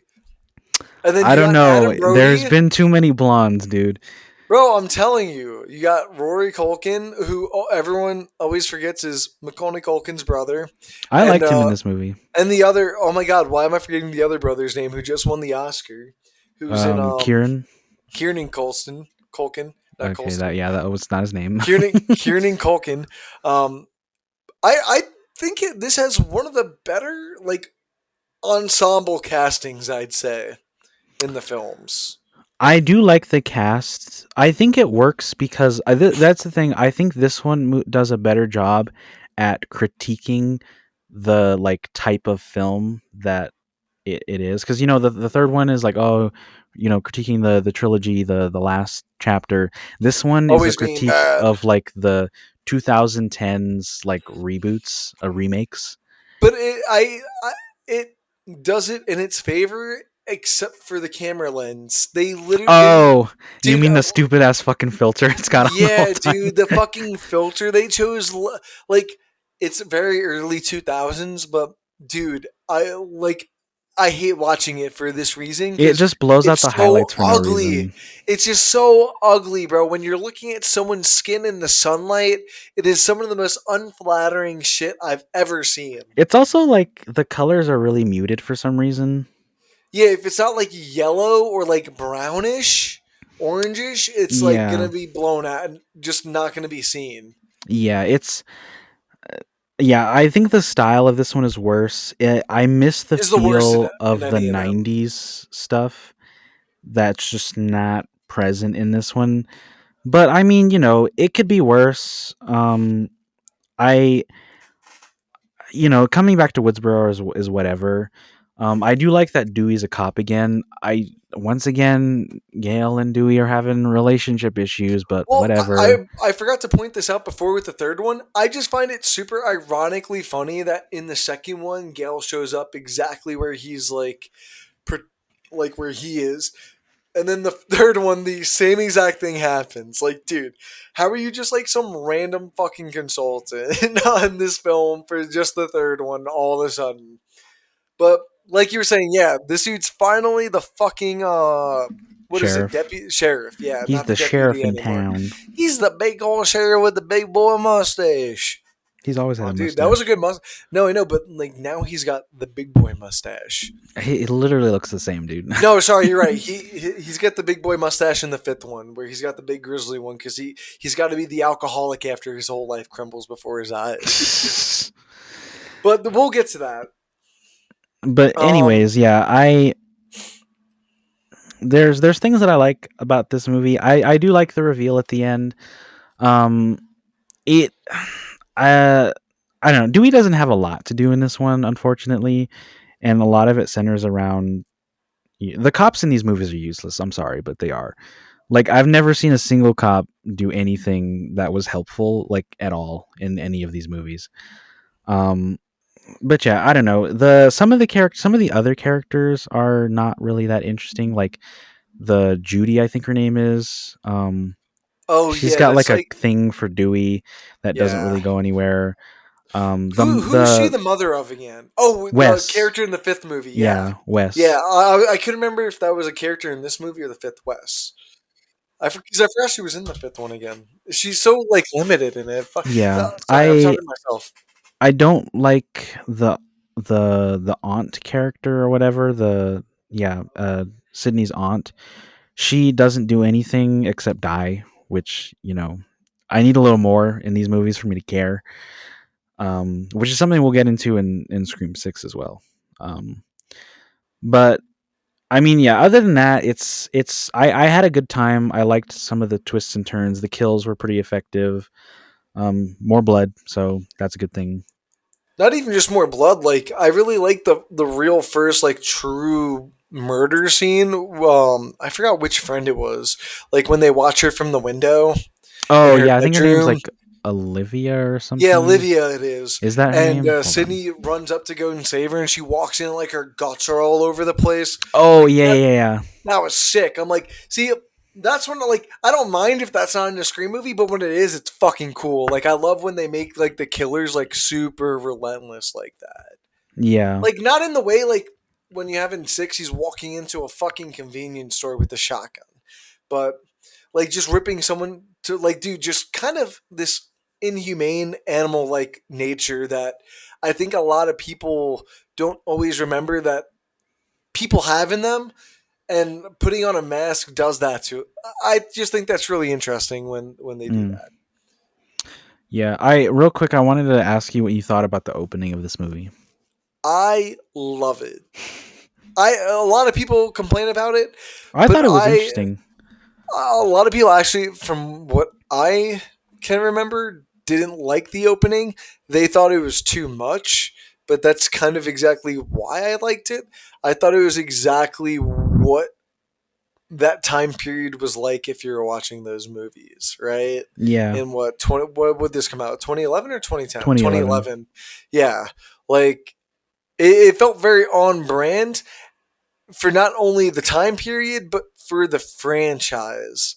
Like a kill within a kill within a kill from all different movies in the same franchise in which we're watching the real franchise that's not a real like murder. Like dude, it's so meta by the fourth film that like I can't even fully explain it in depth because it's so much of a tongue twister. And so it it's so far that it isn't far enough that I think 5 and 6 get into. Mm. But I like it enough and I think it's smart because if they did like one more reverse kill, I think it might have became too much, but I like that each one is like a different set of notable actors, and Yeah.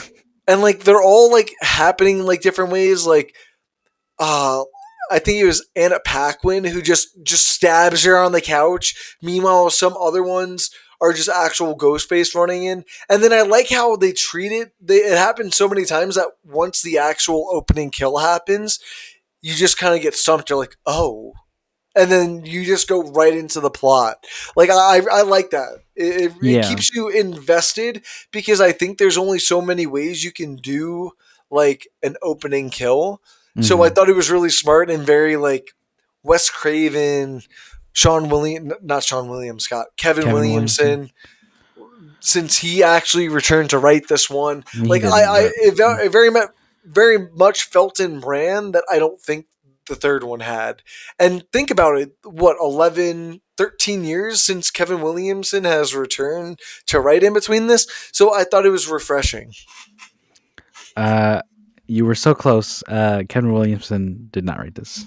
What do you mean? On Wikipedia, it has him writing it. Eh, Did it? Does it? Yeah, I'm looking at Wikipedia for Scream 4. Okay, It says well, Kevin Aaron Williamson. Kruger I'm came gonna back look. and did a bunch of rewrites, so Oh no, no! I'm about to look this up. No. so I Oh, didn't realize he was I'm credited, look but I'm looking up the credits on IMDb he now. might have done a couple of drafts, but I don't think it really ended up mattering.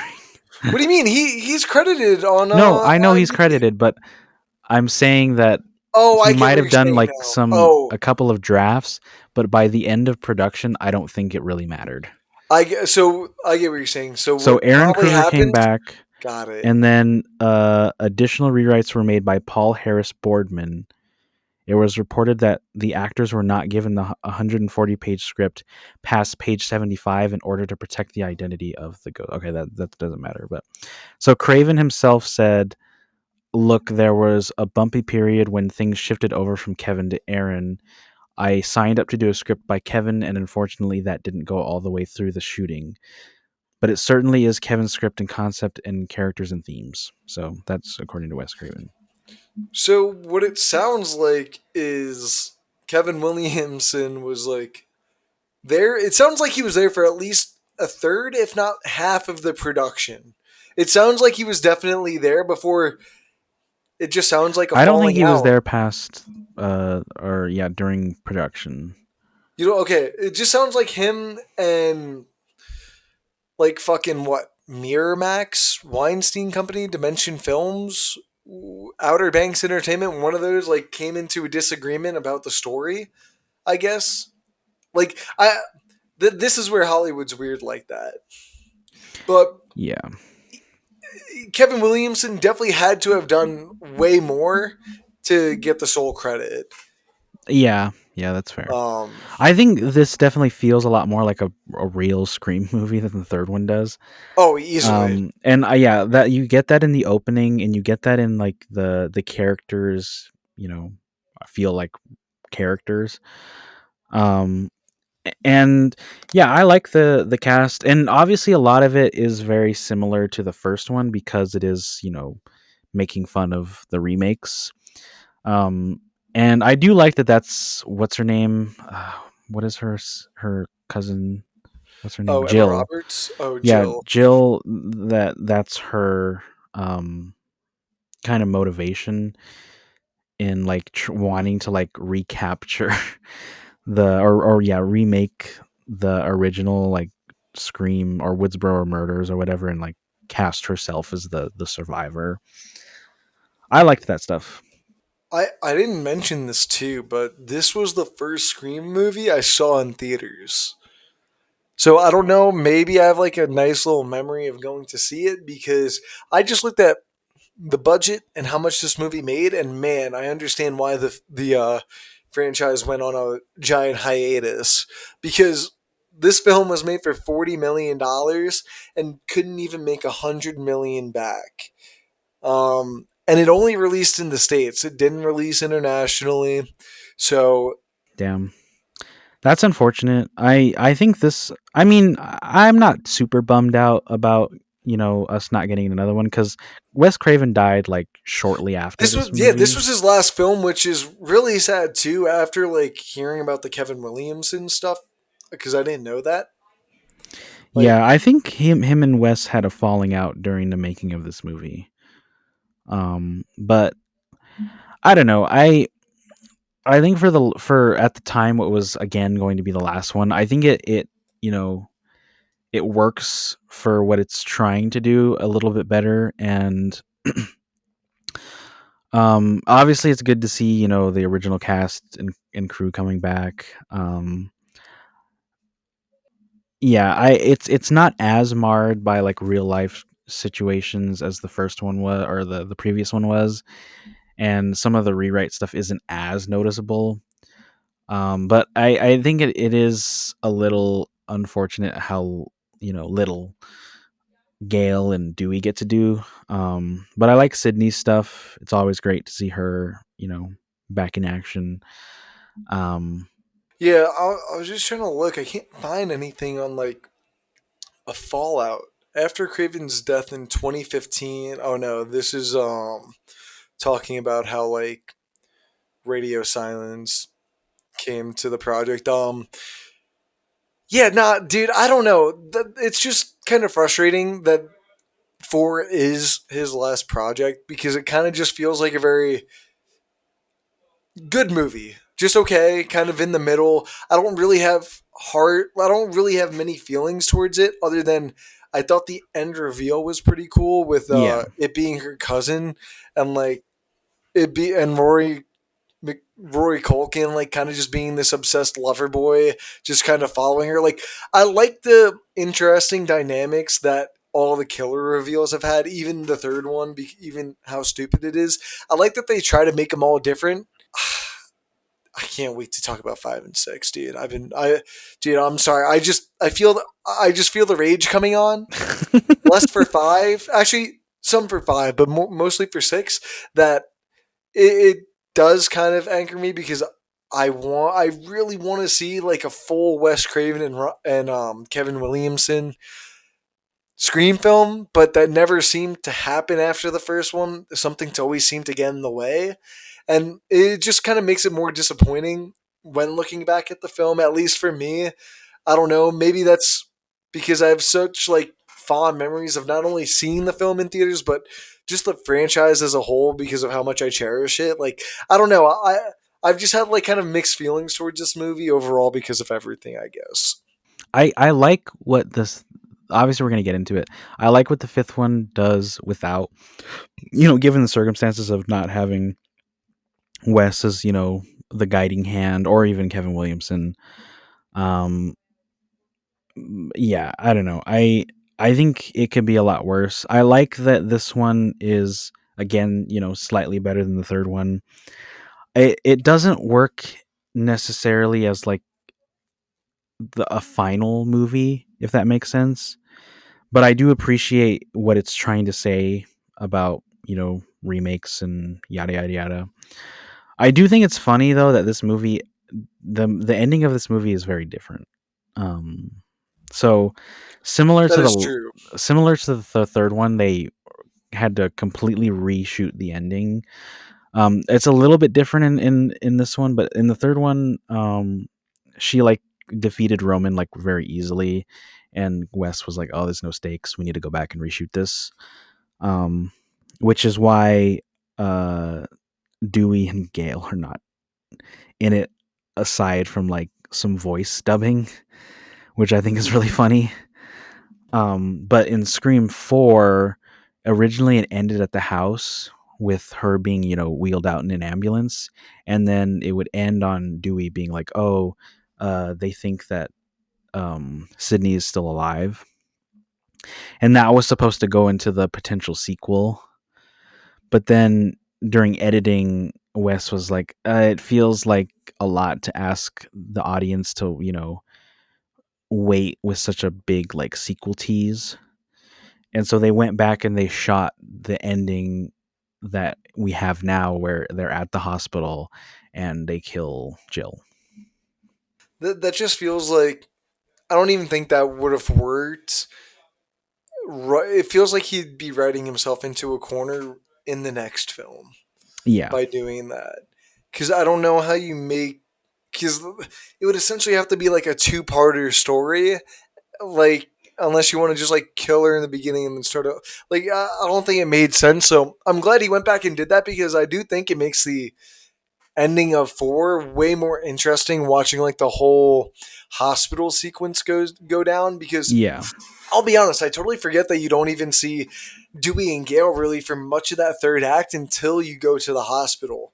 And so if No, they I just was talking about for Scream 3. That doesn't no, apply but here. like they weren't it. They weren't in much of the third act in the fourth one. Like once they get to the house, like I'm trying. Like, Gale did have a little bit of a role, but Dewey just gets knocked out again, Oh, right? you mean with the fucking toilet pan or Yeah, whatever? I couldn't remember what it was. I thought it was. I was thinking of like one of those door handle things that she hit. One of them hit over his head and like knocked him out. Which yet again, I'm tired of them doing that to Dewey for four movies in a row. Like, bro, stop incapacitating him from the third act. Let the guy do something. Um, but like, I mean, I guess this is one compliment to like the fifth movie I'll give. I think it incorporated Gale in the third act better than I think all the other Scream movies have done outside of the first one and second. So I guess Yeah. third and fourth per se. Because like she just feels kind of random because I think it feels like a more personal story, but there's not much of like the story about their families being told, but yet Gail's like in this third act because she's Gail. Like none of like the dynamics really work because I don't think the story really supports it very well. And so it's a good ending, just with a lot of just like blah writing in the middle. Like I just it's just kind of not very remarkable, at least when you look at it in terms of the other three. I agree. But with that said, do you have any more last words before we start grilling five and six? Well, you're gonna do most of the grilling on 5, but Dude, literally lick my cheeks and call me fucking Popeye. Like, anyways, no, I don't think I have anything else to add about Scream 4. I thought it was entertaining at the most, or at the least, whatever. Alrighty then, let's get into Scream 5. You mean But Scream 2022? oh yeah, I forgot they just reused the Scream title. I've I mean, I think this one gets away with it because it's doing it as a joke. intentionally. Yeah, it's a meta It's a thing meta again. joke, Ryan. You don't get it. It's part of the the Scream franchise, bro. They're just trying to pay homage to the original. Shut the fuck up. I get it, bro. I know. We just sat here for the past few hours, 2 hours, talking about these goddamn first four movies. I get the meta commentary, but before we get into the fifth one, I know I've spoken about this to you a few times, but have you watched the MTV Scream television show or heard about it? I only heard about it when I was looking into like the this movie. Because I think like after Scream 4, like it didn't do very well, and then the producers were like, "Oh, we're not really going to go forward with another movie. We think like television is where this franchise is going to, blossom more." I've heard it's not very well liked, the show. So it's a complicated history, and I wanted to bring this up because I thought it'd be an interesting talking point for an in between for the two different eras of the franchise. I think Mm. because it is it's a weird show. It had 3 seasons. Now the first 2 seasons are canonically tied together, but the third season came out like 4 years after the second season ended and had What? absolutely nothing to do with the first 2 seasons and was really weird. I forgot which rapper was in it, but I think it had like, There's a rapper in it. oh my god, dude, I have to look it up again. But yeah, this is going to be spoilers for the show for anyone who haven't watched it because I think it's really interesting. But the first 2 seasons I thought were actually really good, and I recommend people seeing it. But the third season is just so fucking bad that that is what is usually frowned upon when people are talking about the show. Mm. So when people are saying the TV series is bad, they're talking about that last season, and I don't think the first two, because dude, they've released 3 seasons over the course of 4 years. The first 2 seasons came out between 2015 and 2016, and so they the IMDb like preview for the show is really weird.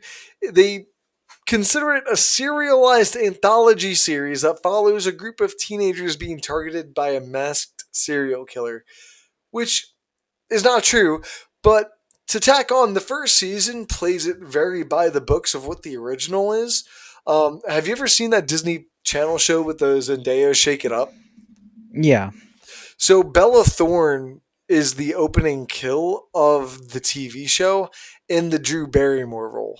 Literally, almost not shot for shot, but literally the exact same scene, the exact same setup, and you have your fucking main girl, not Sydney Prescott, who's dating a guy who in the first season doesn't turn out to be the killer, but is the killer of the second season, who you find out was behind everything. Just kind of like it's literally the first 3 movies compacted into 2 seasons, just different character names. That's the best way I can describe it. That sounds really dumb. I It's MTV. I think they do a really good version at stylizing it and making it different enough. They make the mask different as well. I think you should watch the first season. If it's like 8 episodes and they're 45 minutes each, or 10 episodes, it's not a terrible amount. But if you like Scream, I definitely think you'll get something out of the first season. But that third season was truly awful and probably one of the worst pieces of television I've seen of all time. I'm I'm trying to look up. I'm trying to find the seasons. Like where episode guide. Here we go. Because I gotta find the who's in the third season because there's some notable actors. It's called Oh yeah, Season 3 Resurrection. That's yeah. dumb. And the third season they went back to the original Ghostface mask from the first, like the movies. And Why? so the lead is R.J. Seiler, the guy who plays the Blue Ranger in the reboot of the Power Rangers movie from like 2017 or something. Mm. It had Tyler Posey in it as well, the guy from Teen Wolf, and Tyga, the rapper. You know who that is? Yeah, I do. Yeah. Yeah, you want to know the funny part is? What? He's the killer. Dude, I shit you fucking not.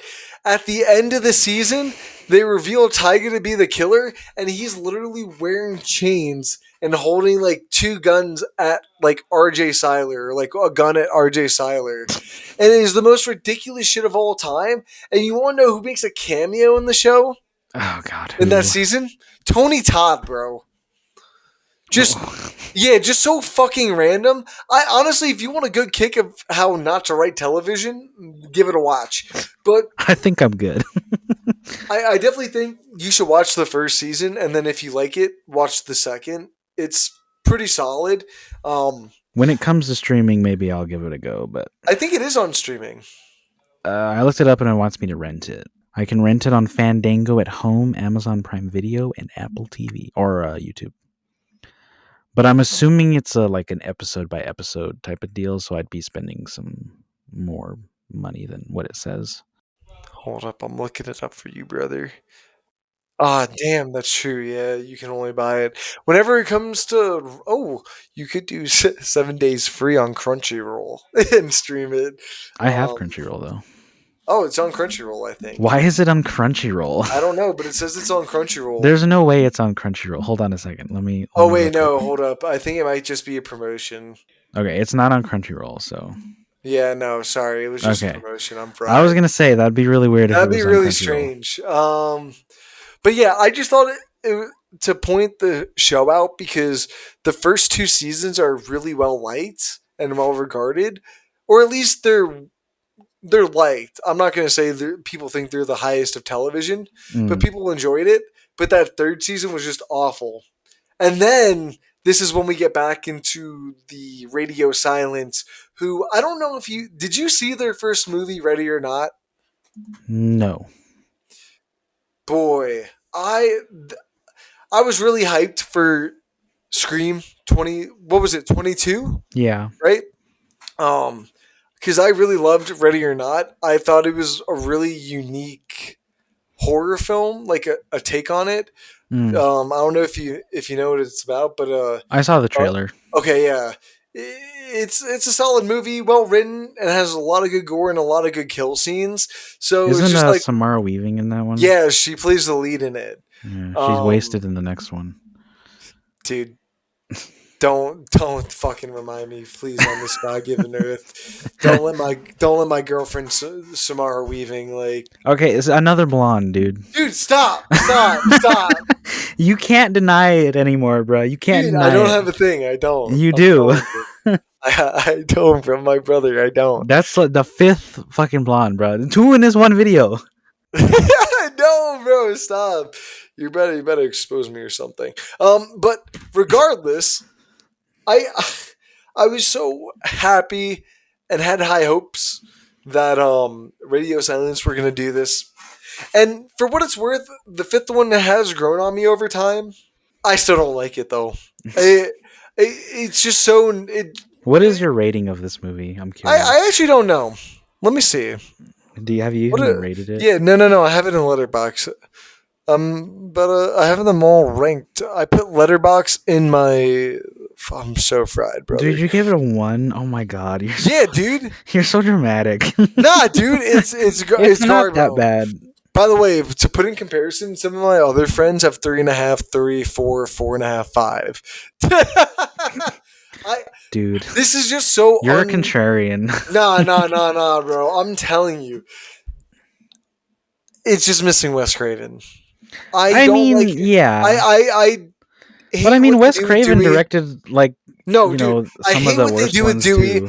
I hate that they made him into a fucking alcoholic and they fell back into the same fucking shtick that Wes Craven did early on and having him and Gail not be together.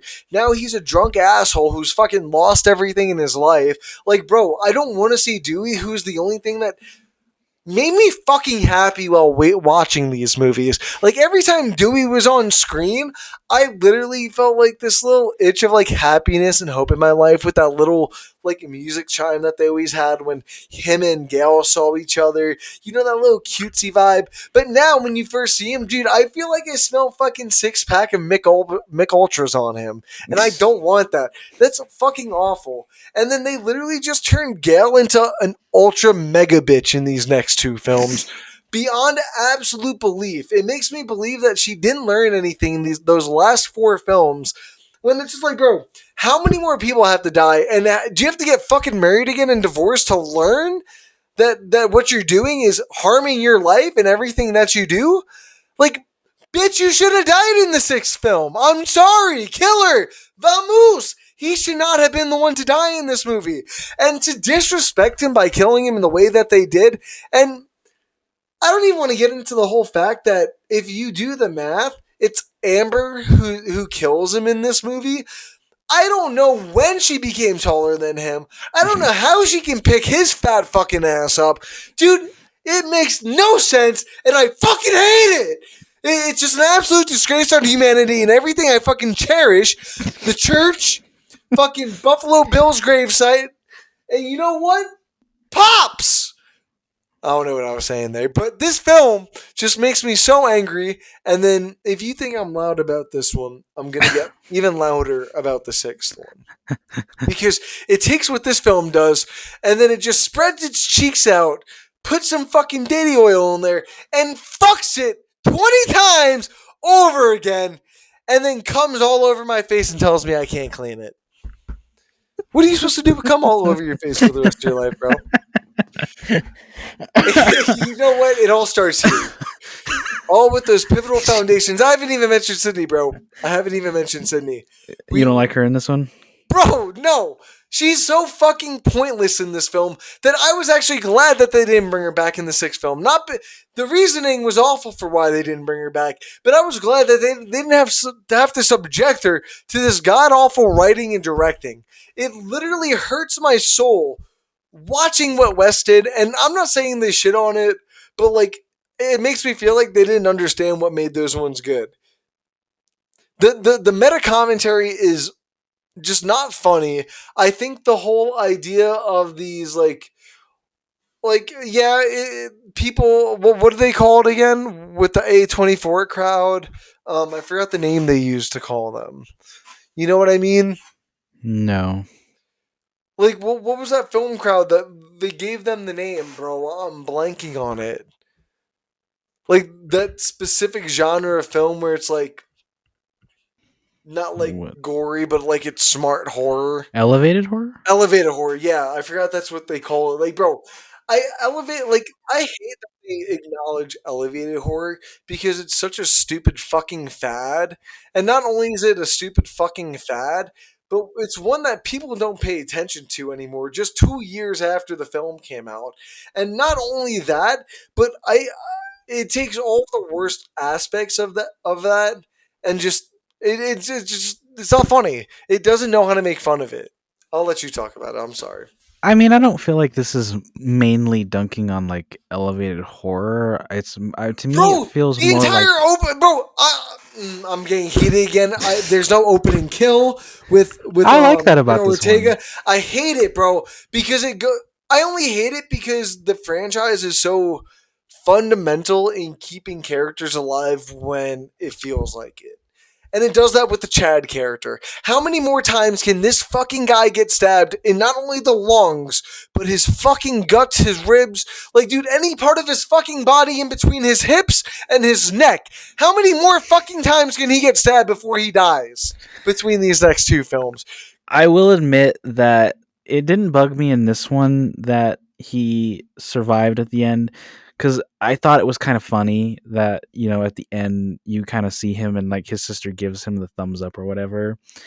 I thought that was funny, but it is really annoying in the Well, second them doing one. it again makes me feel like they didn't understand anything that they did was funny in this one, and that's what kind of frustrates me. Is I feel like they don't understand the funny aspects or the meta stuff in the 5th one that actually worked, and all the stuff that didn't work is what they thought worked.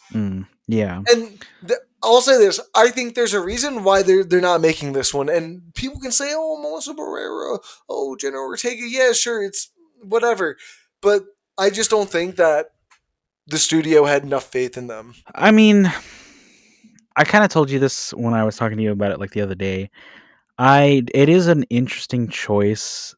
I'm not excited about Scream 7, regardless of, the returning cast and Kevin Williamson coming to direct, because I just I don't it feels so awkward having shifted the focus to, the next generation with, Jenna Ortega and Melissa Barrera becoming like the faces of the franchise, and only for the seventh one to like revert back to Sydney, especially given she's like completely absent in the sixth one.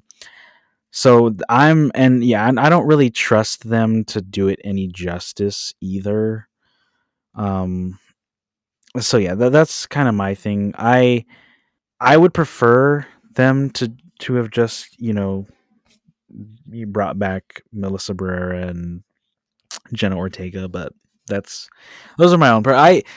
I don't particularly like what they did with their characters in the sixth one, but I like them well enough in the fifth one that it wouldn't have bugged me to see them again in the seventh one. But yeah, I don't know. It's just odd all around. I saw something like a clip from some interview that Melissa Barrera did, like post her firing or whatever, where she said that she wasn't too bummed about it because she felt like the ending of their story in the sixth one was, decent enough that it didn't feel like going into the seventh one her or anyone else would be really missing out. And I kind of agree with that. Well, it's Um, weird when you bring back Chad and Mindy. It makes no yeah, sense. that's the only thing That's that what I'm confused yeah. about. I don't like that they're bringing them back because obviously the ending focus, or the sixth one focuses a lot on like the love story or whatever between what's Jenna Ortega's character's name? Sam? No, that's No, it starts with a Melissa. T, doesn't it? Tara. Tara and Chad And guess what their last name is, bro? Carpenter. Carpenter. Yeah, You know who that is? Oh, okay, I wasn't sure. But bro, come on, how stupid is it that the plot twist is she no sorry, the one of two plot twists is that she's Billy Loomis's daughter. Because I liked that. Billy I thought it was kind of stupid. Why? Their excuse was like they weren't dating or like they were during a breakup time or something when he got together. Like I don't think it was like he cheated on her from what I remember in the movie. Billy Unless cheated on who? Sydney? Sydney, yeah, I remember or at least I can remember him like someone saying that they weren't together. Like I think it was his Force Ghost or something. Someone said something about him not cheating on Sydney, and it was being like a time when they were broken up. I don't think that was in reference to him and Sydney. I think it was in reference to um Sam's mom and the her husband or whatever.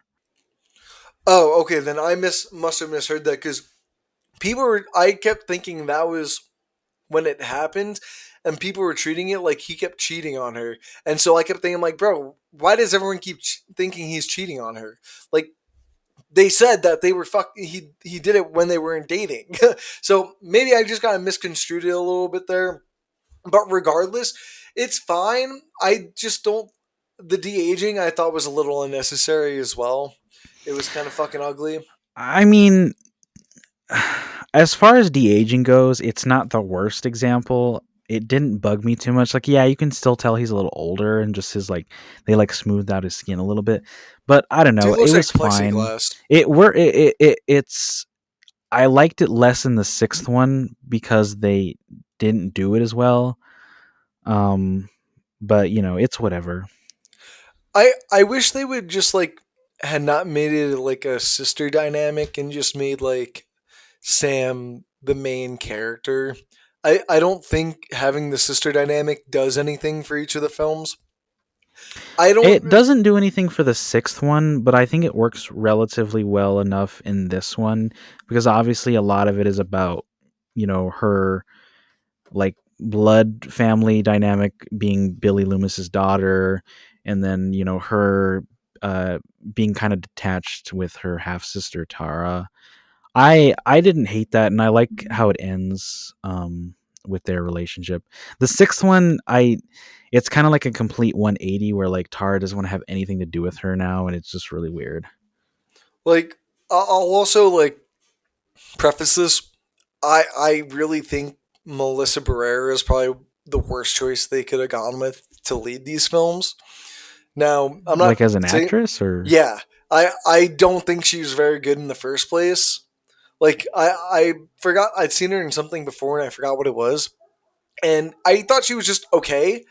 I didn't see anything that was like leading woman, at least, especially when you put her next to Jenna Ortega, who at least at this time was becoming that person. And at yeah. least when people talked about this film, the fifth one, and at least the sixth one, it was always Jenna Ortega's name first. So at least for me, it always felt like people didn't treat her like the lead of the franchise until it became relevant, Mm. if that makes sense. I mean, Like I think when it's just with the that. firing, I Yeah, don't think I think Jenna Ortega could have just been Sam, and the Tara character, like, sure, it works for the first film or the fifth film, first in their story, but like the sister dynamic becomes essentially nothing in that the sixth one, like from what you were saying. And for me, it feels like they had this idea for two films at the very least, or at least three. I'm pretty sure they pitched. At least I thought I saw somewhere. So I don't know. I think it would have made it a little bit of a tighter story as well, especially mm. with the reveal of it being the boyfriend at the end with what's his name? Jack Quaid, Jack Quaid. Yeah, but like Richie the actual Kirsch. Richie Kirsch. What a name, bro. I mean, I I don't know. I thought I there wasn't any performance that I really thought was like that bad in this movie. I think Melissa Barrera I just and think Jenna she's Ortega are super like the bland. stronger performances. I mean, I just think she's just super dry in this role. I don't think she brings very much to the character. I don't connect with her character at all. Like whenever she's like talking to Billy and like the I'm always gonna call it the Force Ghost moments, but during the Force Ghost moments, like anytime she's having those scenes of recollection, I'm just not buying into it. I just like I sit there and I'm just like, okay, can I see anyone else? She just feels very one note, and that's my issue with these films, especially with how much they rely on her. mm. I mean, I think it's much more apparent in the sixth one, but I don't know. I thought it was an interesting choice to, switch up the narrative and have the focus be on like the descendant of the original bad guy. And I don't know, I liked seeing Skeet Ulrich back in the role. He's I mean, yeah, he's still fucking Billy Loomis. Like all of that was really nice. Um like I said, I liked the sister dynamic. I thought it, worked pretty good. And yeah, I mean, I don't know. I liked the I don't know. This one is still on par with like the fourth one. I understand what you're saying in that like um Sam kind of feels like a one note character, but I think part of that is just they don't really do anything with her character like outside of the whole family dynamic thing, if that makes sense. Especially in the second one. The second one, or the Scream 6 is the one that I really feel like misses the mark on a lot of it. I like the stuff in this movie where, cuz it's similar to the previous one, where I think it does a better job over like say the third one or even the next one of commenting on, the trend at the time, which was like, the legacy sequel or the requel, as they put it, which is a reboot slash sequel at the same time. Um, yeah, I don't know. I liked all that stuff. I thought it worked. You, this is something that I didn't mention before, but it is kind of funny in that all of these movies, like past the second one, they really have to give like all of the Ghostface villains have to like exposit their motivations and stuff, which I just think is funny. Um, Yeah, you have to like dedicate a block of the film in the third act to yeah, just like the villain explanation. Just have them roaming around in a circle with like some weapon. Like they have the checklist. yeah. I like Mikey Madison and Jack Quaid in this movie. I think of the two, Richie is a stronger villain. I don't dislike Amber being the She ghost does face. nothing in the film. I just yeah, it's I wish there were more hints that it could maybe be her, but there really aren't. I do like the only thing that is really going for her is that she has a really like unstated dislike for Sam for some reason, and you don't really find out what that is until the end. So I liked that stuff, but I think they could have taken a lot of this stuff just a step further to make it a little bit more like higher quality, if that makes sense. Yeah, I agree. It feels a little safe in a lot of aspects too for me. Like the whole idea that oh we're that film that we're making fun of. So it's like it's the same idea as the third film. We're making fun of the films that do this exact thing, so we're gonna do that exact thing. The only difference is we're gonna acknowledge it, and it's because we're in a requel. We have to go back to what happened in the original film. Like we have to go all the way back to the first film. So going back to Stu's house is cool, but like it's a lot of the ending is just kind of underwhelming because of how much of the first it is that it feels like they really didn't try very much to the point that it's even the boyfriend again that's the killer, and then it's just some random friend. Like it feels very bare bones that they took some liberties in the first two acts of the film, but then by the time of the third, there's like, you know what? Because this is a requel, we'll be able to just say that we're just gonna end it like the original film, and Mm, it feels kind of cheap to me. And I think that's part of my reason why I have like a lot of dismay for it. A lot of what the fifth and sixth does feels like a cheap version, or like a Halloween store version of what Wes Craven was doing, mm. That's fair. I mean, just with prettier cameras. And I can understand that. I personally thought it worked at least in the fifth one. You know, the idea of them once again trying to recapture the magic of stab, or whatever, or scream. yuck. But I don't know. I liked the reveal that it was Jack because while I was watching it, there were a lot of moments where I was torn between whether or not I thought it was him. Um, and then the reveal I thought was worked because I couldn't tell. I think these movies do, like all of them for most part, do a really good job of like keeping you on your toes about who the actual killers are.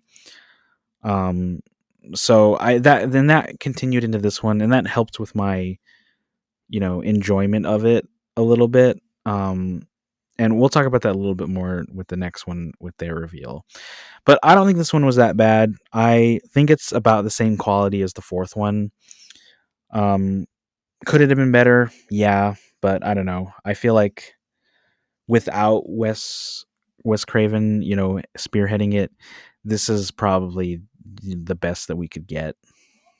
Yeah, I agree. And for what it's worth, I do like Richie's reveal. He's the one character in all of it that I do kind of like. Maybe it's because I do just like seeing Jack Quaid and stuff. I think he's a pretty solid actor. Um, however, like I don't know. I go back to the fifth one, and I'm just like kind of lacklustered because I feel like everything that film offers, all the ones before that just did a better job at it. Mm, And I feel it comes down to like the Vision 2. I really hate the meta commentary in this, and then they do it 10 times even worse in the sixth one. um I There is a thing is too much, and I think this film reaches that peak, and then the next one just fully goes over it, and then goes over another peak, and then maybe one more while at it.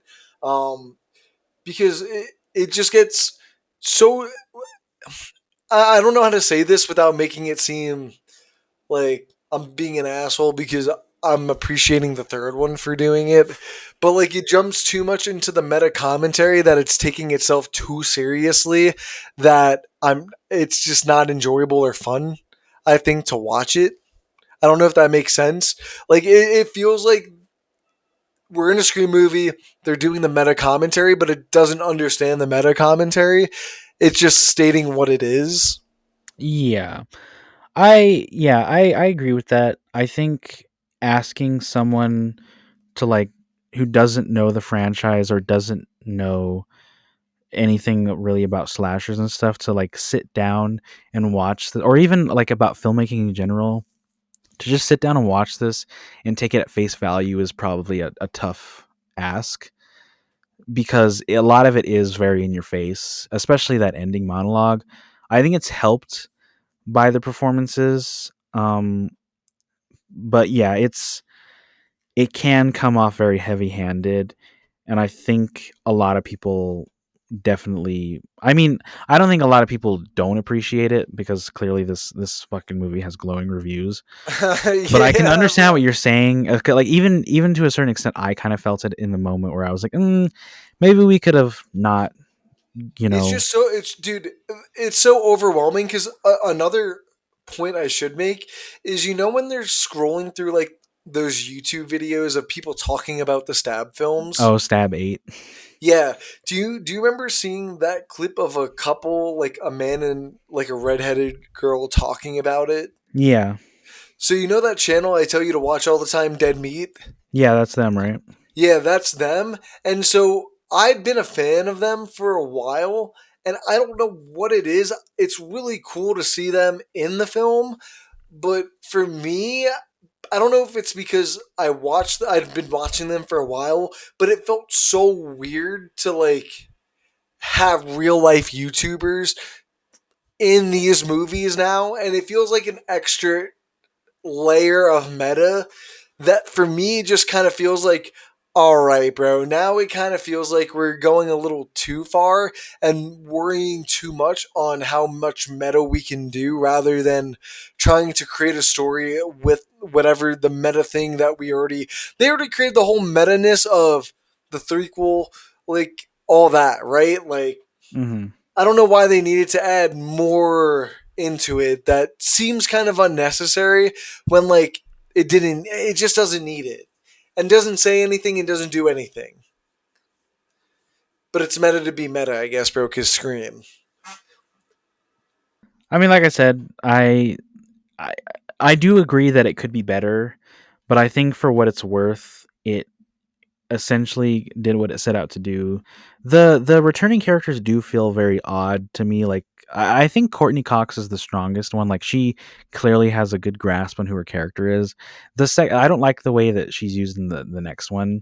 Dewey, Dude, I want to barf in the next at one this with point, her. I'm just at this point, I don't think we ever would have gotten a satisfying conclusion to Dewey's story arc. He's underutilized in the fourth one, and his relationship with Gail is really the only thing like that was going for him. And no one has ever really been able to figure out like what to do with his character. So having a cool death is at least, I guess, again, the most that maybe we could have asked for. I don't know. I think that he has a little bit of like a mini character arc about returning to help them, and whatever. So, at least there's something. I understand that it's probably that's probably the thing that like diehard fans would probably just be like, make them rage quit, if that makes sense. But I also think it's funny that a lot of this movie also talks about like the whole toxic fandom dynamic. I think there's interesting ideas in this. Whether or not they're executed, you know, decently is really what's up for debate. I Um, think it goes back to the meta thing. I think it just goes too far into it, yeah, where it's I'm figuring out how to say this. It's laughable, but not in like I'm laughing with the film at what it's trying to say you're laughing at it. about it. I'm laughing at it because it's kind of fumbling over what it's trying to do. Yeah, yeah. I also just I wish they kind of just left like I don't think they needed all the legacy characters in this. Like, you don't need Sydney in this story. She clearly just didn't fit anywhere in here. So I it don't kind think of you felt need like Gale in it either, but the Gale, both of them. You're absolutely right. I think Dewey was the only one that could actually work, and so like I feel like them having all three of them, just to have all three of them, just created extra work that doesn't allow us to develop with other characters like Amber, which mm, is why I can never care about her character because you never really see her, and every time you do, she's just walking away from the screen. Which, to your point, dude, I guess the characters being the killers in this, and the sixth one I didn't guess. Um, it was the brother, but I guessed who it was, the father and like the redheaded girl. mm, yeah, Um, but like it for me is like they just made it too predictable. Like people were just leaving it in inappropriate times, and it's just like you know they're not going to do one killer based off what happened with that third film, so you already can guess there's going to be two, yeah. right? Like, and like I'm not. You really want me to believe that at least in the hospital sequence in the fifth one when Dewey dies, like, bro, why the fuck did Richie just get a scrape on his arm? Like it also, I want to ask you, how the fuck did Amber just like mollywop him right into like that trophy case too? She's one strong ass motherfucker. I might add myself, but The power of toxic fandom. dude, literally, I remember all those people being like, "Oh, this is not me. This is not what I do. I hope your mother fucking dies of prostate cancer." Like, bro, what? Like, chill. This is Prostate you. cancer. Yeah, Why'd you go exactly. for that? I don't know, bro. It's just some stupid shit because that's what they be saying all the time. That's true. All right, let's get to my favorite one. Spoiler alert, my least favorite one. Okay, yeah, like I said earlier, it's a tie between this one and the third one for which one's the worst. You, what did you give this one I again? think I gave it 0 stars. You gave it a 0. I think I gave it 0 stars, bro. You gave it half a star. Oh, a half a star. Okay, I'm a lot nicer than I thought. Bro, Bro, shut the fuck up, bro. literally, the biggest gripe I can say for this film, worst depiction of New York City I have ever seen. Literally, if When I, what way? it just all looks like a fucking backstage lot the entire time, bro. Like none of it looks like a real city. I never believed for a fucking second, bro. When they said they were I mean, going it's to New probably York not City, really New York, but no, it bro, might they be a shot real this bitch in city. Canada. Of course, it's not really New York. But like, they That's didn't even funny. attempt to make it look like New York. It was just, it was just awful, bro. I'm sorry. Like, literally, not a single fucking character in this fucking movie, I believe, lived in New York, bro. When they go to the goddamn bodega, I do not believe for a second the Ghostface killer would be the bodega guy. Dude, you cannot I convince will me. say that's probably one of the better scenes in the movie because Oh, as what? far as Ghostface just pumping out a shotgun and aiming it at people? I Just just think there's more pop. tension in that scene compared to the rest of it. I do like the scene where Gail gets attacked. Oh, Um, with her boy toy just wandering in the background for whatever, bro. I hate that scene too. Like, when did like she just become like a sleaze bag all of a sudden, just sleep around with people? Like, that's not who I she didn't like was. Like, that part of it, but I liked that because with her being a legacy she character, should have died though, you bro. don't really want to see her die, and Then I don't thought there stab her was 20 times. I'm sorry, it's that simple. Bro, if you don't want a character to die, don't stab him in the lung, don't stab him in the neck, don't stab him in the heart 4 fucking thousand goddamn times. How many more fucking. Dude, this is what really pisses me off. Like, I'm not one of those people who be like, oh, you know what, I'm gonna watch this movie and, like, notice all the defects. But, like, bro, I don't know how far reality you want me to stretch this motherfucker in a slasher film when you can literally stab Mason Gooding in the fifth film, goddamn 20 times, dude. They literally in slow motion shank, shank, shank, shank, shank, shank, shank, and then literally in the second film they have two of them do it to him, not one but two, on both sides of his lungs and not just one. It is fucking egregious, brother. I will not stand this because what it does, it takes away any consequence in any of your films. It makes any fucking thrilling sequence unfucking thrilling because I know everyone is gonna be fucking safe unless they want the characters to genuinely die. Bro, get the fuck out of here with this bullshit, bro. It's really fucking annoying because it makes me feel like they're treating their audience like they're fucking idiots sometimes. I will admit it's really annoying It's that the frustrating. Like, same dude, I'm four genuinely mad about it. like cast of characters survive in this one as well. I do think Chad should have died. I think it feels like the right move. I don't really think that Bro, Chad there's had a a lot of reason why they gutted Dewey like a fucking fish. It's because they know they couldn't fool anyone just by stabbing him. yeah, I don't really think that Chad had a lot of chemistry with Tara, um and No one did, bro. Not he's even the love not interest in this he's film. he's not really the best. He wasn't my favorite character from the last one, and he's not my favorite in this one. I think his sister is, but she's just got a Mindy. lot more Randy Meeks energy going on. So I really would have felt crushed if she had actually died.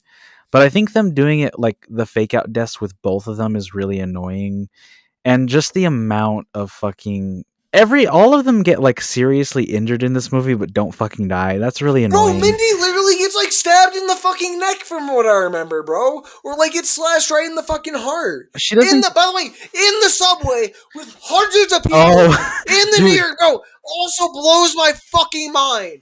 I do not believe that for a goddamn fucking second. I really want to talk about that fucking ass scene because I was watching it and I remember the cop dude being like, "Oh, don't."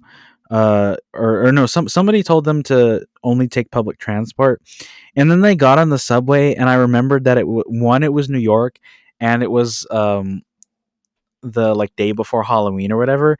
And then I was just thinking to myself like, what fucking stupid ass shit is this? Like why would you knowingly go on a when you don't know who the killer is, and people still for some reason in this universe they still manufacture these fucking ghost face masks. Like why would you just knowingly get on public transport like that with no way to get off? Like they would have been safer in a fucking cab. I just that I didn't that really frustrated me, and the scene like the climax is whatever.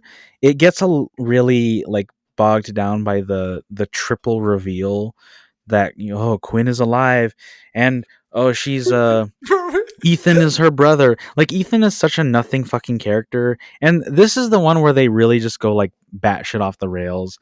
I I thought that I would like that it was kind of in the vein of Scream 2, but it's done so much worse in this one. And like the whole like Hall of Fame for the Dude, Scream, so ridiculous. it's So so goddamn ridiculous. stupid. And For yeah, people, bro, the worst part about it is the fucking connection. They have no connection to any of them just because fucking Richie was kind of obsessed with it. Like, bro, yeah, it's just yeah. so weird. It I makes no sense. It makes no sense. it was yeah, it was really weird to me. I God, I gotta order Taco Bell now, bro. This is really frustrating. yeah, I don't know. I don't hate the reveal that the what the detective dude is like out for revenge for his son, but then just again it's so overly complicated for no reason that he has two other children that also like are deeply invested in this fucking revenge plot, and then just the fact that they all kind of die in stupid ways. I liked in Scream 5 like the way that they all go like the Ghostface people go out. I didn't really care about Quinn's character. I certainly didn't care about Ethan's character. So when they died, I kind of like felt nothing. And then they have this stupid thing with like Sam needing to let go of Tara manifesting and like her physically letting her go. And I don't know how like none of them noticed that she just gave her the knife. But she gets stabbed in the stomach and she's okay. So does what's her name, Mindy or whatever. And then fucking she stabs him in the fucking throat, like right in the mouth, and then he still gets up later. That was dumb. Um, but yeah, I liked in the fifth one that Sam just like goes straight into it. She's just like you know She just like murders the shit out of Jack Quaid. She just looks at him like, I'm a serial killer now, bitch. Well, no, I think the line was, you forgot one thing or whatever. Don't fuck with a serial killer's daughter. That was Like, bro, actually pretty. that is the That was a worst cool fucking line line. I've ever heard, bro. No, I No, liked it. bro, I thought dude, that was don't lie. cool. Don't lie to yourself like that, bro. That is Um, the cheesiest fucking line in I've this ever one, it heard. doesn't work quite as well. Obviously, it's nice to just see her. At least I had gotten to Bro, her know that dressing up in the Ghostface outfit literally had me laughing. I remember watching in the theater and I went, dude, it was so stupid. It was so stupid. I do like her killing the dad because at least we kind of like grew to knew the dad, so we kind of cared a little bit. Yeah, But he's it the only wasn't. one we grew to knew out of the Yeah, fucking three somehow. it wasn't enough though. And then the whole thing about like it feels like a retread of the character arc from before, where she's like coming to terms with being Billy's daughter. And then I thought it was funny that she grabbed the knife that he used from the original murders off the display and she immediately fucking drops it. And then yeah, later in the climax, she she stabs the shit out of him. It was kind of funny, but then she was like, "Oh, you're wrong about me. I'm not a killer." And then she still fucking kills him. I was just like, "What was the point of that?" Like that was dumb.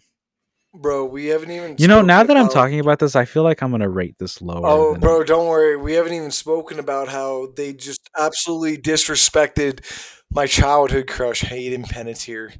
Absolutely, Oh, bro. They absolutely served a nothing burger with her. I was yeah. so excited to see her come back, and literally they gave her the blandest fucking thing to do in this movie, and like they treated her characters like the atypical like final girl character, where it's just like, oh man, I've been through so much.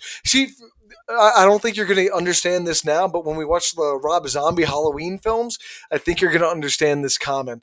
But she is very much a Rob Zombie final girl, where Mm. after everything happens to them, they become like really like grumpy, moody, broody about like You what mean life. like the Linda Hamilton stereotype? Yeah, yeah, yeah. Like, oh, I was stabbed right in the chest by the guy I kissed 5 minutes before he stabbed me.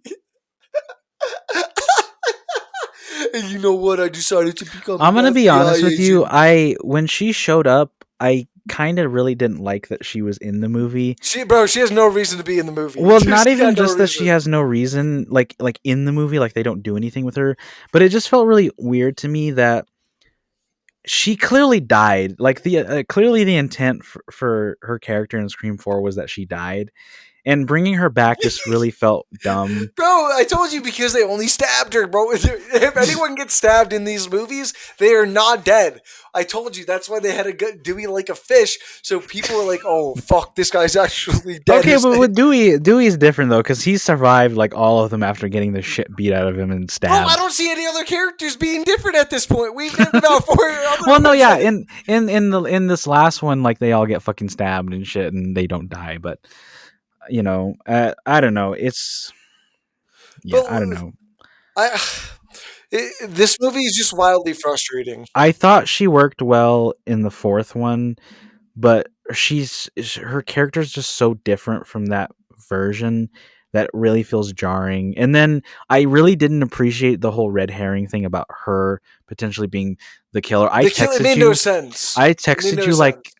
right before we got into the climax, and I was like, "Bruh, please tell me Kirby's not the killer," because I would have been so angry if she was. More angry than I am at the actual twist that it was. Not that it is any like, not that it's like leagues better, but I really would have gotten heated No, about that her would have being been the really killer. stupid if she was the killer Yeah, or one of the killers. yeah. What about Anyways, what that about was the what I had to stupid say ass about. fucking opening though? Oh, God, fuck. Dude, literally just ugh. I liked it. Tony Ravioli, stop it, bro. I'm I sorry. liked it as it was starting, and then I quickly the him taking off the mask and everything happened, and then I immediately was just like, oh, I hate this. Bro, your This is like text really killed me dumb. too when that happened. I just didn't reply because I wasn't gonna spoil it. I'm just like, bro, just wait. Don't worry, it gets worse. Yeah, because I think what I texted you was, oh, that was interesting to reveal who the ghost face killer is immediately, and I feel like that could have worked if they like leaned into it of us like knowing who it is or whatever. Maybe I don't know. It's just anything other than what we got, and just immediately we go through the same thing that we just watched is exactly what happens again. Like they do it twice, where but now it's like, oh, he thinks he's talking to his roommate who's also another ghost face killer, and then oh, it's revealed that he's not, and then he fucking dies. It's just dumb. It was dumb, and it's made even worse by the line that um the real Ghostface uses before the title card of like, who gives a fuck about your movie, and then he slashes, and that kind of feels like what the writers or everyone involved with this movie was thinking, like, oh, we don't give a shit.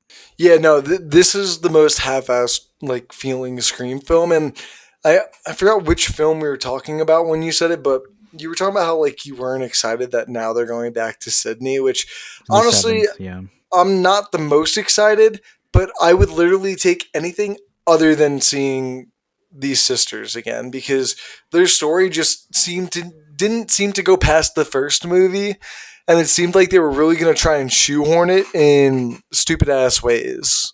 Mm, And I'm glad they didn't. yeah, I don't know. I Like I said, I don't agree with the way it all happened, but I'm glad it's like not gonna happen. You know, like I'm very glad that Seven is gonna be its own thing away. Like I said, I don't know what the fuck Chad and Mindy are doing in this film. Like I wish they fully just stayed away from these characters yeah. and just made it like a Sydney set. Like, bro, keep Gail out too, but no, they have to keep. Hmm. Might as well just talk about that movie at this point now too. That you've seen them all. How do you feel about the seventh one? I mean, I feel like I already said I'm not really excited about it. I don't. I But It like, what else feels like a about it? desperate move to return to Sydney, especially since she's missing in the sixth one. And like you were saying, I don't appreciate the real reason why she's not in the sixth one. Uh, I think that was a shitty move on the studio to not, want to pay her what she was asking for. And yeah, I don't know. I just it feels again like they're falling into the same trappings that all of the other movies that they're making fun of do as well. And Yeah, the whole idea of like they recast her husband, who I'm pretty sure is supposed to, based on the information that I have, I'm pretty sure it's supposed to be Mark. you would like How to I think, feel right? about that in and of itself, whatever. But like recasting him is weird. Her daughter's gonna be in it. And then I don't And know. her I just daughter's supposed to be like, from what like I've seen, it's supposed to be like a Sydney daughter type movie, like the two of them, like mm, almost. What it feels like it's supposed to be like almost like the Melissa Jenna role instead of two sisters, mother daughter, and they work yeah. together. I just really don't think that it's gonna be really any much better than this one, Scream Six. And yeah, then like Dewey coming back for I don't know how they're gonna do that. That just seems dumb. Yeah, I don't know. And apparently Stu's supposed to come back too as Oh yeah, yeah, yeah. like a there's been a long like history about Stu being the killer in the third movie, and they've always tried to come back to that idea, but it's never like fully worked. And I Mm, think this might be the one where they work him in as like the killer. And I'm cautiously optimistic, but I'm just worried that there's too much that's predictable going into this at yeah. the same time that it's gonna just offset it. But and the fact that this comes out in February and it's almost November, and there's absolutely not even like like a poster for the movie is kind of weird. Kind of weird. I think when Scream 7 comes out, you and I should go see it and then do an episode as a review like we did with Superman. I would totally be down with that because, dude, like I said, I'm cautiously optimistic because it's a franchise I love with a writer who has been there since the beginning. Who Yeah, I mostly. Kevin Williamson? Yeah. What do you mean? He's been there since the first. Yeah, but he didn't write the third one though. No, but you know what I mean. He's been there since the first. Like he was there during like the foundation of what Yeah, this franchise is. And he worked with Wes Craven a lot closer than Radio Silence did. So I'm giving him the benefit of the doubt. I like him as a filmmaker as well. So I'm hoping for the better for all of it, but who knows? Let's I don't go know. into I just really want Sydney to have her happily ever after. you would hope, bro. You would hope, I but I don't fucking trust swear his if they kill business. her, I'm gonna be very angry. Dude, watch them kill her. Dude, bro, I'm calling it now. Sydney is gonna be the opening kill If Sydney dies in the at any opening. point at Bro, she's gonna any die in point the in that opening. I'm movie, telling you. I will immediately give it like half a star. She's gonna be the opening kill, and we're gonna come back to this episode If back she's in, the fucking in opening February. kill, I will walk out of that movie. Oh, dude, this is gonna be so good. Oh, I'm so excited. I will walk out of that movie, come on this podcast, and be like, "It sucked. I didn't watch it, and you shouldn't either." And then we can call it a day. All right, let's get into our rankings because I think mine might be a little spicy. But you go first, Leonardo. All right. So in my should I start from the bottom up? Yeah, go from. I think we can all assume what the first one is. So Yes. we go from. So my least favorite so far is Scream 3. I gave it a 3 stars. I still liked it, like I said before, but it doesn't do as much for me as uh, some of the other ones, and I think it's just really disjointed. Next up, we have Scream 6, which I also gave a three stars. It's pretty much the same quality, but for different reasons. Like we talked about it. It has it has a lot of. I guess my review sums it up very well. What I said was this one unfortunately screams plot convenience, but still Ha! enjoyable. Next up we have Scream 4 at number what 5 or whatever. No, 4. Yeah, 4. Sorry, Scream 4 is at number 4. That's what I'm trying to say. I gave it a 3.5. It's slightly better than the other ones. Um, there's things that I don't think it does very well, particularly the handling of Gale and Dewey. But I like Sydney in it. I liked the reveal at the end. There's some interesting stuff in here. Next up is Scream from 2022, which I also gave it 3.5. It's about the same quality. There's things that I like. There's things that I don't think work as well as they probably could or should have. Then for number 2, we have Scream 2, 4 stars, just as good as the first one. Uh, yeah, it's a really fun watch. Then obviously number 1 is the original. I also gave it a 4 stars. It's like just really solid. All right, bro, you ready? I am. So I got Scream 6 in my number 6 spot at half a star. Fuck this movie. That's my one word review, even though it's more than one word. Scream 5 or Scream is number 5. I think I give that a star. Because also, fuck that movie. Scream If Dewey 4. didn't die, would you give it a better review, like a really better review? Yes, only because I think it's so stupid that they want me to believe that Amber of all people could lift him up in the sky like that with two knives going in between him and just like split him like a turkey. Just because of how stupid that is, yeah. I'd love it much more if that wasn't in the movie. Or if they just didn't make him a sad, alcoholic, depressed fuck. Like, literally anything but those two things. But fuck me, I guess. I get both. Scream 4 is at number 4 with 3 stars. Like you said, all your same comments. The thing that just kind of bothers me the most, honestly, though, is the filter. Oh, It's just unnecessary, and it really just ruins. Like I really don't watch the film just because of how much the filter annoys me. In my number 3 spot, I've got Scream 2 at 3 stars. Just because it does a lot of just the first one and reorganizes it doesn't make it worse, but just something I've seen before with just as good cast of characters, I'd say. mm. And then my guilty pleasure coming in at number 2, Scream 3 at 3.5 stars. Yes, guys, hold your applause, please, please, please. I Boo, I can acknowledge how boo. stupid the movie is, but I think that's what makes it so great. Um, At the same time, I like it because it's just that much different from the other five films that I think going to it is refreshing and just makes it for a much more enjoyable watch because none of the other films are like it in terms of tones, characters, and like the story's not the best, but it's fucking wacky for no goddamn reason. And then Scream coming in at number one, 5 out of 5. I don't know if I've ever given one on this show yet, but it's happening, guys. One of the best films of all time. Just go and see it, please. By the good Lord nature, watch it and tell me how you guys love it. But without that, what are we watching next week, Leo? All right, next week we are going to talk about the best horror franchise, which is the Evil Dead series. Oh yeah, I I'm have excited. been so excited to talk about these movies. I do still have to watch the most recent one and the 2011 remake or whatever, or 2013, whatever, what year it came out.